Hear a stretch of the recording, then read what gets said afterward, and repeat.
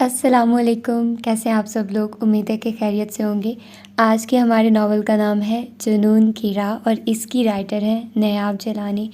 I know मैं आप लोगों को शॉर्ट नावल्स नहीं दे पा रही। एक्चुअली मेरा दिल लॉन्ग नावल्स में इतना अटक गया है, तो मेरा दिल ही नहीं करता शॉर्ट नावल्स रिकॉर्ड करने का, but I am trying my best. तो आप लोगों को नयाब जलानी के जितने भी नावल्स हैं वो नयाब जलानी नावल्स की प्लेलिस्ट में मिल जाएंगे, क्योंकि उनके ऑलमोस्ट मैंने सारे ही नावल्स पढ़ लिए हैं, शॉर्ट नावल्स, और मुझे उनका राइटिंग स्टाइल बहुत ज़्यादा पसंद है। तो आइए बगैर किसी देर के इस नावल को स्टार्ट करते हैं। और डिस्क्रिप्शन में आप लोग इसका जॉनरा जो भी है नावल से रिलेटेड आप लोग देख सकते हैं। और अगर आप लोगों ने जानना है कि नावल कैसा है तो एंड पर वीडियो के आप रिव्यू सुन सकते हैं, तो आप लोगों को पता चल जाएगा कि नावल किस बेस था और क्या स्टोरी है। उसके बाद आप लोग स्टार्ट कर सकते हैं। तो आइए स्टार्ट करते हैं। तुम अगर पताल में भी छुप जाती तो तुम्हें ढूंढ निकालता। एयरपीस से वही गुरूर तकब्बुर से लबरेज आवाज़ निकलकर उसकी समातों से टकराई थी। उसकी टांगें लर्जने लगी।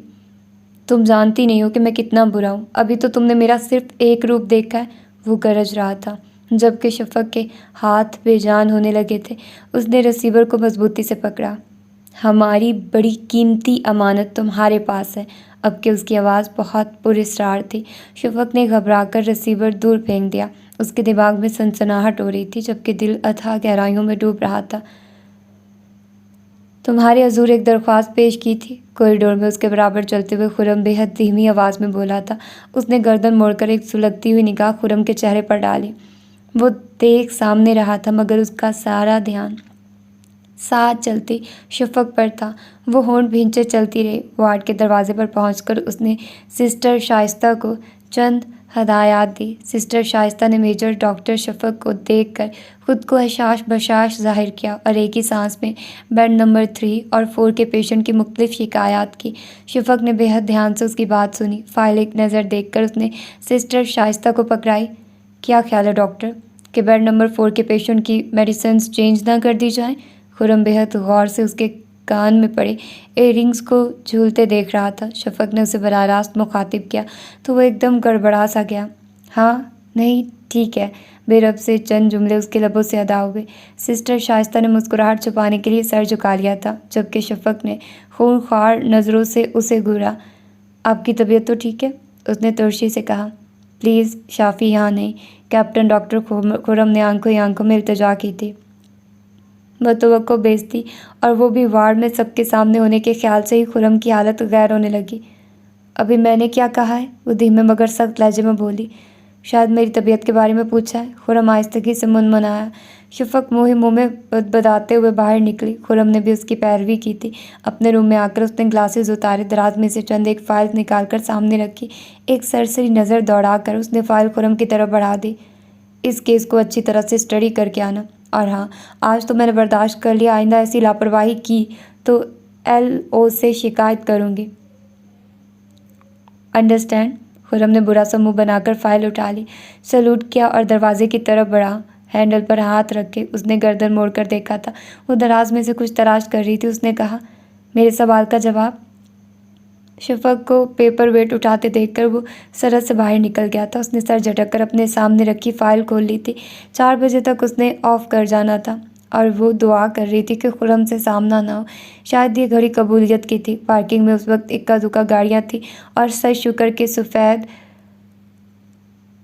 कर्ट्स उसे कहीं भी नज़र न आई। एक नादीदा सा बोझ कंधों से हटता महसूस हुआ था। वो कुछ हल्की फुल्की सी होकर की रिंग झुलाती अपनी गाड़ी तक आई। मौसम काफ़ी अच्छा था। शरीर हवा का झोंका आया और गुजर गया। उसका जहन बहुत बोझल सा था। लाशौरी तौर पर वो उस फ़ोन कॉल के मुतल्लिक सोच रही थी। एक हाथ से माथे पर आए बाल हटाते हुए उसने जो ही निगाह उठाई तो गोया नज़र उस चेहरे पर ठहर सी गई थी। उसका दिल एक लम्हे को थम सा गया था, बिल्कुल उस दिन की तरह जब उसने उस हसीन चेहरे को पहली मर्तबा देखा था। और ये दुआ खुद ब खुद लबों पर आन ठहरी थी कि वो उसी शख्स को हर लम्हा हर पल देखे, ज़िंदगी की आखिरी सांस तक ये चेहरा उसकी निगाहों में मकीद रहे। और आखिरी मर्तबा उस शख्स को सोचते हुए उसके दिल और उसके लब कह रहे थे कि ए खुदा, इस चेहरे को मुझे अब ज़िंदगी में दोबारा कभी ना दिखाना, यहाँ तक कि मुझे मौत आ जाए उसकी आंखों में धुंध की दबी तह उतर आई थी। उसने आंखें रगड़ी तो बेतहाशा चुभन और जलन महसूस हुई। ये जलन उसके दिल तक भी पहुंच रही थी। तो आज पूरे 14 बरस बाद मैं तुम्हें देख रही हूँ। 14 बरस। उसने स्टीयरिंग पर सर पटकते हुए अजियत से सोचा। उसके गालों पर कुछ गर्म कतरे फिसलने लगे थे। वो सारी रात सो नहीं सकी थी, इसलिए आंख भी देर से खुली। जब वो उठी तो दिन खूब चमक रहा था। सूजी आंखों पर ठंडे पानी के छींटे मारे तो कुछ जलन कम हुई। माँ उसे आहत और हदीद का ख्याल आया। वो सरस से उनके बेडरूम की तरफ बढ़ी। दोनों के बेड खाली थे, जबकि कमरे की हालत भी बेहद अबतर थी। बिखरी हुई चीज़ें समेटकर उसने कमरे की हालत कुछ बेहतर की और फिर किचन में झांका। दूध के खाली गिलास और डबल रोटी के बचे खुचे टुकड़े, ऑमलेट की बाकियात टेबल पर पड़ी थी। उसके लबों पर मुस्कान उभर आई। खुद से उठकर उन दोनों से पानी तक पिया नहीं जाता था, और को जाके खुद से नाश्ता बनाना। वो बेहद हैरान थी और खुश भी। उन दोनों ने सुबह हंगामा भी नहीं किया था, इसलिए तो वो इतनी देर तक सोती रही, वरना उन दोनों के शोर शराबे की वजह से उसकी आंख खुद ब खुद खुल जाती थी। यानी अलार्म लगाने की कभी ज़रूरत ही पेश नहीं आई थी। वो बाल समेटकर अपने लिए चाय बनाने लगी। चाय के साथ टैबलेट ली तो फोड़े की तरह दुखते सर को कुछ आराम मिला। बर्तन समेटकर उसने टीवी लगा लिया था। वो दांस्ता कुछ भी सोचने से गुरेज कर रही थी। उसी पल ममानी बोलती हुई चली आई थी। हाथ में अन्न का गोला और स्वेटर था। शफक ने ज़बरदस्ती मुस्कुराहट लबों पर सजाई। उस वक्त वो खामोशी और तन्हाई चाहती थी, मगर ममानी की मौजूदगी में ये दोनों चीज़ें उसे मुयस्सर नहीं आ सकती थी। ए शाफ़ी, आज तुम अस्पताल नहीं गई, खैर तो है? ये आंखें क्यों लाल हो रही हैं? तबीयत तो ठीक है तुम्हारी? ममानी ने मोहब्बत से उसकी पेशानी पर हाथ रखा और एक ही सांस में कई सवाल कर डाले। ठीक हो ममानी, वो बेदिली से बोली। खाक ठीक हो? खुरम भी चला गया, वरना वही तुम्हें देख लेता। ममानी के यूं ही हाथ पांव फूले रहते थे, उनके वही तुम्हें देख लेता कहने पर वो मुस्कुरा दी थी। आपका बेटा बहुत काबिल है सच। वो खिल उठी। अब खुरम आता है तो कहती हूँ उससे कि तुम्हें देख ले। कैसी रंगत हो रही है तुम्हारी, बड़ी शिफा है मेरे खुरम के हाथ में। बस शफक, तुम उसका ख्याल रखना है। तो बड़ा ही ज़हीन मगर कुछ खलंडरा और लापरवाह है। अल्लाह बख्शे भाई जी को। बड़ी ख्वाहिश थी उनकी कि तुम दोनों को डॉक्टर बनाने की।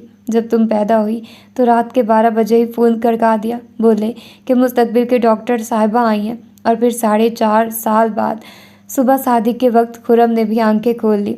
रहीम ने भाई जी को फ़ोन करके खुशखबरी सुनाई और कहा कि डॉक्टर साहब भी तशरीफ़ ले आए हैं।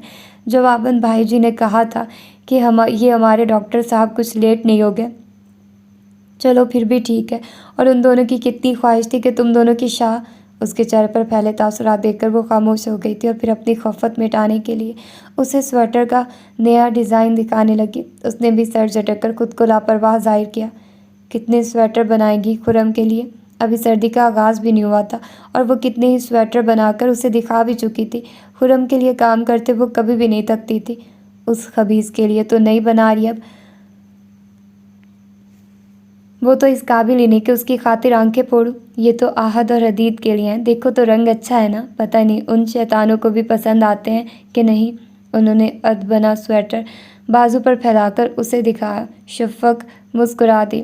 यकीनन खुरम ने उनके इतने प्यार से बनाए स्वेटर्स में नुक्स निकाले थे, इसीलिए वो उससे काफ़ी खफा दिखाई दे रही थी। ममानी, क्यों आप इतनी मेहनत करती हैं? सर्दी स्टार्ट होते ही मैं बाज़ार से ले आती, भला इतनी शफकत करने की क्या ज़रूरत है? उसने नरमी से कहा था, जबकि ममानी मज़ीद खफा हो गई। तो भला शफकत कैसी? वो भी यही कहता है, अम्मी आपकी नज़र कमज़ोर है, क्यों उन सलाइयों में हर वक्त लगी रहती हैं? बाज़ार से रेडीमेड ले आइएगा। शफीक उनका मूड ख़राब होता देखकर गर्मा गर्म चाय बना लाई। शफक चाय पीते हुए अचानक उन्हें याद आया, ए शाफ़ी, तुम्हें बताना याद ही नहीं रहा, हमारी कॉलोनी में जो मिसेस रज़वी नहीं है, जिनके पोते के अकीक़ा में तुम भी गई थी, उनकी बेटी की परसों शादी थी। उन्होंने शादी का जिक्र इस तरह किया था जैसे खुदा न ख्वास्ता वहाँ वफ़ात हो गई हो। शफीक ने बेख्याली में सर हिलाया। तुमसे 2 साल बड़ी ही होगी। उनके लहजे में हसरत सी थी जिसने शफक को बेचैन सा कर दिया था। मियाँ कर्नल है, कोयटा गई है ब्याह कर। वो कुछ और भी कहना चाहती थी, मगर आहद और हदीद को आता देखकर खामोश हो गई। वो आते ही शफक से लिपट गए। रात को आप देर से क्यों आई थी? आपके आने तक मैं सो भी गया था। आहद ने उसके गाल को चूमते हुए शिकवा किया। हदीद क्यों पीछे रहता? बैग कारपेट पर फेंककर वो भी उससे लिपट गया था। रात को किसी ने दूध भी नहीं दिया था, इसीलिए मैं सुबह भी नहीं पी रहा था। वो तो खुरम। शैतानो, इधर उधर भी देख लिया करो। ममानी जान आई है, पहले उन्हें सलाम करो। वो दोनों झट उससे अलग होकर ममानी से चिमट गए। मैं बूढ़ी हड्डियाँ घसीटती आ जाती हूँ, मगर तुम दोनों को कभी तौफीक नहीं हुई कि नानी का हाल ही पूछा है। ममानी ने भी शिकवा कर डाला था और उन दोनों को तो मौका मिलना चाहिए था शफक के खिलाफ बोलने का। इनसे पूछिए ज़रा, यही तो हमें जाने नहीं देती कहीं भी। आहद ने हाथ नुचाकर कहा। संडे को मैं आ रहा था आपकी तरफ, मगर मम्मा ने जाने ही नहीं दिया। हदीद ने भी मस्कीन सी शक्ल बनाई। शफक मुस्कुराते हुए किचन की तरफ बढ़ गई थी। आज चूँकि हाफ डे था, इसीलिए बच्चे जल्दी स्कूल से आ गए थे और सुबह भी पता नहीं क्या खाया था उन्होंने। वो तेज़ी से हाथ चलाने लगी थी। उसी पर आहद ने दुहाई दी। मेरे पेट में चूहों का मैच हो रहा है मम्मा, और मेरे पेट में वो कबड्डी खेल रहे हैं। ये हदीद भी ठनका। और इधर बैडमिंटन की तैयारियां हो रही हैं। लाउंज से एक और आवाज़ उभरी थी। शफक बगैर देख भी जानती थी कि आने वाला कौन है। उसने गर्मा गर्म सैंडविचेस के साथ खुरम के लिए चाय भी तैयार कर ली। वो लाउंज में आई तो बच्चे बेसब्री से ट्रे की तरफ लपके। उसने प्लेट्स टेबल पर रखी और चाय खुरम की तरफ बढ़ाई। खाली चाय? खुरम चीखा। ये सैंडविच नज़र नहीं आ रहे तुम्हें? शफक संजीदगी से बोली। लो ये सैंडविच, ये तो तुम्हारे ये पेटू पहलवान चुटकियों में उड़ा देंगे। मुझ मस्कीन को तो कुछ भी नहीं मिलेगा। सुबह पता नहीं क्या कच्चा पक्का खा कर गए थे स्कूल बेचारे। मैं आज देर से उठी थी। उसने मोहब्बत से उन दोनों की तरफ देखा। खुरम को अचानक ही अच्छू लग गया था। ममानी परेशान हो उठी। ए बेटा, आराम से। बेचारे, वो खांसते हुए मुश्किल बोला। तुम्हारे इन बेचारों ने एक एक पराठा और 2 टॉस मेरी इन गुनाहगार आंखों के सामने खाए हैं। इन बाबरकत हाथों से मैंने इन्हें नाश्ता बनाकर ठुसवाया है। गहरे सदमे से उसकी आवाज़ बोझल हो गई थी। बच्चों और ममानी के साथ वो भी हंस पड़ी। ममानी और खुरम के जाने के बाद उसका बाकी दिन बेहद मसरूफ़ गुजरा था। बच्चों को होमवर्क करवाकर उसने खाना बनाया। बच्चे खाना खाकर कंप्यूटर के साथ जमकर बैठ गए और वो कुछ देर सोने के लिए कमरे में चली गई। शाम गहरी हो गई थी जब आहद ने उसे तकरीबन झंझोड़ कर उठाया था। मम्मा जी, उठ जाएं, रात हो गई है और खुरम अंकल भी आए हैं। शफक कितनी देर सोने पर हैरान होती। वॉशरूम में घुस गई। जब वो बाहर आई तो खुरम और बच्चे लूडो खेलने में मसरूफ़ थे। वो किचन में आकर सब्ज़ी बनाने लगी। कुछ ही देर बाद खुरम भी आ गया था। शफ़ो, वो इंतहाई नरम लहजे में बोला। शफक ने घूर कर उसे देखा। वो जानती थी कि उसे खुरम क्या कहने वाला है, इसीलिए सरस से बोली। प्लीज़ खुरम, कोई ऐसा सवाल मत करना जो मुझे मुश्किल में डाल दे, और तुम्हारी इस फजूल बकवास का मेरे पास कोई जवाब है भी नहीं। कभी तो नरमी से बोल लिया करो, हर वक्त ये अंगारे चबाए रखती हो। खुरम ने मुँह बनाया। मैं तो खुद सोच रहा हूँ कि तुमसे फ़िलहाल शादी करने का इरादा बदल दूँ। वो बेहद संजीदगी से बोला था। शफक को खुशगवार हैरत ने घेर लिया। शुक्र है कि तुमने भी कोई अक्लमंदाना फ़ैसला किया है। अब मैं और ममानी फटाफट तुम्हारे लिए कोई लड़की ढूंढते हैं।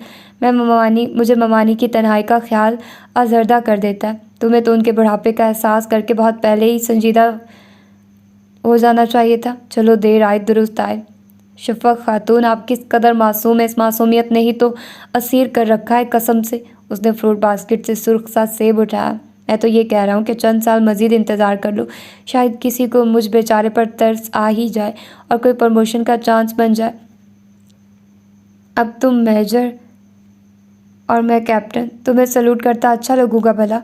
वो एक दफ़ा फिर पटरी से उतर गया था और शफक का दिल चाह रहा था कि उसकी गर्दन मरोड़ दे। वैसे मुझे लगता है कि मेरी ज़िंदगी की 2 बड़ी ख्वाहिशें कभी भी पूरी नहीं हो सकती। एक तुमसे शादी, दूसरी प्रमोशन। अम्मी भी यही कहती हैं। खुरम, तुम्हारी नालायकी को देखकर मुझे लगता है किसी कप्तानी ने के साथ उम्र बीतेगी तुम्हारी। उसने कहका लगाया था, जबकि शफक ने चमचा स्लेब पर पटका और उसकी तरफ रुक किया। पूरे 30 के हो चुके हो, 2-4 साल बाद कौन लड़की देगा तुम्हें? यही शादी की मुनासिब उम्र है। अपना नहीं तो ममानी का ही एहसास कर लो। वो आज़र्दगी से बोली। तो फिर मान जाओ, ना मुझे ख्वार करो ना खुद को। खुरम संजीदगी से बोला था। उसकी आंखों में नरम गरम से जज्बे लो देने लगे थे। शफक ने निगाह चुराई। क्यों भूल जाते हो तुम कि मैं पहले से शादीशुदा और 2 बेटों की माँ हूँ, और बेटे भी ऐसे कि जिनके बढ़ते कद मेरी नींदें उड़ा रहे हैं। कल को यही बच्चे मुझसे सवाल करेंगे कि हमारा बाप कहाँ है। वो जैसे फट पड़ी थी और खुरम के ज़ब्त की तनावें भी टूट गई। इसीलिए आज से 9 साल पहले तुमसे कहा था कि मुझसे शादी कर लो, बच्चे छोटे हैं, वो मुझे बाप के रूप में कबूल कर लेंगे, मगर तुम नहीं मानी। क्या मैं उन्हें बाप का प्यार नहीं दे सकता था? बोलो बताओ। खुरम, तुम किसी अच्छी सी लड़की के साथ शादी कर लो। मैं खुद को तुम्हारे काबिल नहीं समझती। मत खुद को ज़ाया करो, अपनी बूढ़ी माँ का ही ख्याल कर लो। Please Khurram, please. वो बेतहाशा रोते हुए उसके सामने हाथ जोड़कर बोली थी। खुरम को ना जाने क्या हुआ था। वो उल्टे कदमों तेज़ी से बाहर निकलता चला गया, जबकि शफक टेबल पर सर रख के फूट फूट कर रो दी थी। उसी पल फ़ोन की घंटी गूंज उठी। उसने CLI पर नंबर देखा। वो ही नंबर था। एक खौफ की लहर उसके वजूद से उठी थी। वो एक दफ़ा बेतहाशा रोने लगी। आंखों के सामने ना जाने कौन कौन से मंजर आ रहे थे, जो कि यादों के पत्ते सहराव में ले गए, तपते सहराव में ले गए। हाँ रही यार, दिल लगने के बाद भी तुमने खूब कही है। अपना शहर तो उदासियों का शहर है। कसम से जो शोर और हल्ला गुल्ला लाहौर में है, वो इस्लामाबाद में कहाँ। और दिल लगता नहीं, लगाया जाता है। वो अभी अभी टेनिस ग्राउंड से आया था और अब जॉगर समेत सोफ़ा पर लेटा अपने अजीज़ जान दोस्त से गुफ्तगू में मसरूफ़ था। ओ नहीं यार, कहाँ वो और कहाँ जरिश और फरिया। बस यूँ समझ लो वो पहली लड़की है जो मेरे दिल को भाई है। बाकी सब तो टाइम पास है। वो बेहद मसरूर था और उससे बेनियाज भी। उसी पल दरवाजे पर हल्की सी दस्तक हुई। शामिर ने चौंक कर दरवाजे की तरफ देखा। अंदर आती शख्सियत को देखकर वो एकदम खड़ा हो गया था। साथ ही रिसीवर भी क्रेडिट पर डाल दिया। हेलो यंग मैन, कैसे हो? अभी अभी पता चला है हमारे लाहौर में आपकी आमद हुई है। सोचा कि आपने तो आना नहीं, हम खुद ही मिले हैं। वो जस्टिस शर्जील एजाज थे, उसके पापा के बेस्ट फ्रेंड। शामिर चाहते हुए भी खुश दिली का मुजाहरा नहीं कर सका था। आप कैसे हैं अंकल? उसने रस्मन पूछा। हम तो ठीक ठाक और फिट हैं। तुम अपने बाप की सुनाओ, किस किस की दुम पर पाँव रखा हुआ है उसने? उनका मूड बहुत अच्छा था। सोफे पर बैठते हुए वो बेतकल्फी से बोले। शामिर भी मुस्कुरा दिया। कहाँ जी, फंदे तो आप लोगों की गर्दनों के गिर्द कसते रहे हैं और इल्ज़ाम हमारे सर। जस्टिस शर्जील ने उसके जवाब को बेहद इंजॉय किया था। फिर उसे सराहते हुए बोले, तुम अपने बाप से भी ज़्यादा ज़हीन ऑफिसर हो। जिस ओहदे पर पहुंचने के लिए उसने 30 साल ज़ाया किए। तुम्हारी रफ्तार को देखते हुए मुझे लगता है कि वो वक्त दूर नहीं जब तुम अपने बाप की कुर्सी पर बैठे होगे और वो मुझे सैल्यूट करेंगे। शर्जील ने कुछ हैरान होकर उनके चेहरे की तरफ देखा था और फिर दोनों का मुश्तरका कहका गूंज उठा। मैं सोच रहा था कि मेजर के स्टार्स लगने के बाद तुम कुछ संजीदा हो जाओगे, मगर तुम्हें देखकर मुझे अपने ख्यालात बदलने पड़े। तुम बिल्कुल वैसे ही हो, शोख, शरीर और हैंडसम। उनके होंठों पर बड़ी पदराना किस्म की मुस्कुराहट थी। ये मुस्कुराहट सिर्फ उन्हीं लोगों के लिए थी जो जस्टिस शर्जील को बहुत महबूब थे और शामिर उन्हीं चंद लोगों में से था। अंकल, आपके लिए चाय मंगवाऊं? वहाँ उसे ख्याल आया शर्जील साहब ने इनकार कर दिया था। शामिर दिल ही दिल में खुश हुआ। अब वो दुआ कर रहा था कि अंकल को कोई ज़रूरी काम याद आ जाए, क्योंकि उसकी आधी शाम तो बर्बाद हो ही चुकी थी। अब वो रात अंकल की हमराही में बर्बाद करना नहीं चाहता था। कब आ रहे हो हमारी तरफ? लबों पर मचलता सवाल नोके ज़बां पर आ ही गया था। चंद दिनों तक आऊँगा। उसने फ़ौरन हामी भरी। गुफ्तगू की तवालत उसे झुंझलाहट में मुब्तला कर रही थी। वो दिल ही दिल में पेचोताब खा रहा था। चंद दिनों तक नहीं, तुम कल आ रहे हो। जस्टिस शर्जील ने मोहब्बत भरी धौंस जमाई। ओके ठीक है। उसने बगैर सोचे समझे सर हिला दिया। तुम जितने शरीर हो, तुम्हारा बाप उतना ही संजीदा था। तुम्हें देखकर मुझे अपनी जवानी याद आ जाती है। मेरे और जहज़ेब के मिजाज में बहुत फ़र्क था, मगर हमारी दोस्ती फिर भी मिसाली दोस्ती कहलाई जाती थी। मैं बेहद शरारती था और वो बेहद संजीदा। हर काम नहायत ही संजीदगी से करता था, हत्ता कि बेईमानी भी। शर्जील अंकल तवील कहका लगाने में मसरूफ़ थे। आधा घंटा मज़ीद बैठने के बाद उन्होंने जाने का कसद किया तो शामिर ने भी इत्मीनान भरा सांस लिया। उफ, ये रिटायर्ड ऑफिसर तो पुराने किस्से सुना सुना कर अपने घर वालों की ज़िंदगियां अजाब बना देते होंगे। बड़ी ही बाहिम्मत खतून है आंटी। वो अपनी कनपट्टियाँ दबाते हुए ज़ेरे लब बुड़बुड़ाया। शावर लेने के बाद उसने बाल बनाए, परफ्यूम स्प्रे किया और गाड़ी की चाबी उठाकर बाहर निकल गया। रास्ते में से मलिहा को लेकर जब वो क्लब पहुंचा तो शरोज़ को गुस्से से मुठियाँ भींचते देखकर फ़ौरन बोला, कुछ मत कहना, अभी 2 घंटे एक रिटायर्ड बूढ़े की बकवास सुनकर आ रहा हूँ। मज़ीद कुछ कहा तो तुम्हारा सर फाड़ दूंगा। हैं, कौन बूढ़ा? फराज भी चौंका था। तुम कब से बूढ़ों की कंपनी एंजॉय करने लगे हो? शरोज़ ने पहलू बदल कर कहा। कंपनी? मैं तो उनके करीब से बिना गुजरूं खामखा दिमाग चाटने बैठ जाते हैं। वो तो शर्जील अंकल थे, पापा के दोस्त। मजबूरन मुझे उन्हें बर्दाश्त करना पड़ा। उसने बुरा समूह बनाया। एक तो तुम्हारे पापा के दोस्त पूरे मुल्क में जरासीमों की तरह फैले हुए हैं। जहाँ भी चले जाओ कोई ना कोई दोस्त उग ही आता है। मलिया ने भी नाक चढ़ाई। दोस्त नहीं, जासूस कहो, जासूस। फराज दूर की कौड़ी लाया था। हाँ, फराज की बात में वजन है। निगरानी करने के लिए दोस्त प्लस जासूस छोड़ रखे हैं। शहरोज़ ने भी सर हिलाया। चलो शुक्र है फराज का वज़न ना सही, बात में तो वज़न है ही। शामिर ने शरारत से अपने सूखे सड़े गहरी सांवली रंगत वाले दोस्त फराज की तरफ देखा, जो कि एक ब्यूरोक्रेट का बेटा था।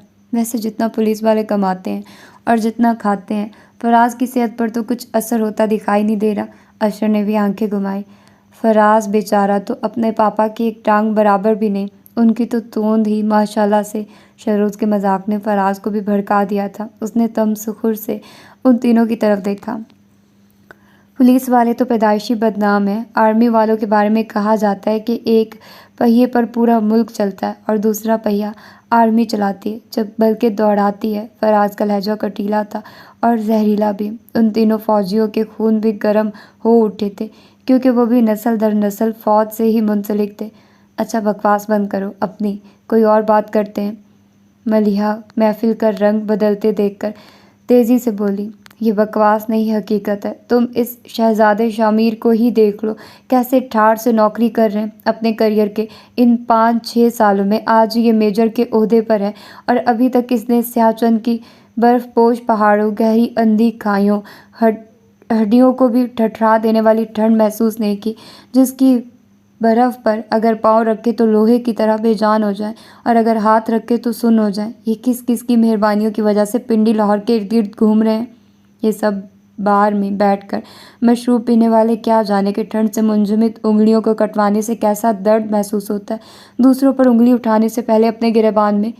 Just shut up Faraz, Sharoz और अशर चिल्ला उठे थे। दफ़ा हो जाओ तुम यहाँ से, इडियट। मलिया ने तनपुर से सर झटका। फराज कुर्सी घसीट कर उठ गया था। फिर उन सब पर आखिरी तंजिया निगाह डालता बाहर निकलता चला गया। तुम्हें किसने मशवरा दिया था इस अजूबे को ग्रुप में शामिल करने का? शरोज़ अशर से उलझ पड़ा था, जबकि शामिर सुर्ख चेहरा और अंगारा आंखें लिए अभी तक उस दरवाजे को देख रहा था जहाँ से फराज गया था। प्लीज़ मेरू, मूड ठीक करो अपना। मलिहा ने अपना नाजुक हाथ उसके बाजू पर रखकर नज़ाकत से कहा। चलो उठो, कहीं और चलते हैं। शामिर एकदम उठ खड़ा हुआ था। उन तीनों ने भी उसकी पैरवी की थी। शर्जील अंकल का फ़ोन आया था। उसने सुनकर बेदिली से रिसीवर क्रैडल पर डाल दिया। उसका शर्जील अंकल की तरफ जाने का कोई इरादा नहीं था, मगर जब पापा का फ़ोन आया और उन्होंने उसकी खूब खिंचाई की तो मजबूरन वो उनकी तरफ जाने के लिए तैयार हो गया था। वो पापा से साफ लफ्ज़ों में इनकार कर सकता था, मगर उसने ऐसा किया नहीं, क्योंकि जस्टिस शर्जील की बेटी उसकी मंगेतर थी और वो उसके होने वाले ससुर। वो तो इस बात पर ही मसरूर था कि माहा हाई स्टडीज़ के लिए अमरीका में मकीम थी और वो 2-4 साल तक माहा का भी शादी का कोई इरादा नहीं था। शामिर उन चंद सालों को एंजॉय करना चाहता था। लंच आवर्स में जब वो जस्टिस शर्जील के घर गया तो वो मियाँ बीवी उसके इंतज़ार में बैठे हुए थे। बड़े खुशगवार माहौल में खाना खाया गया।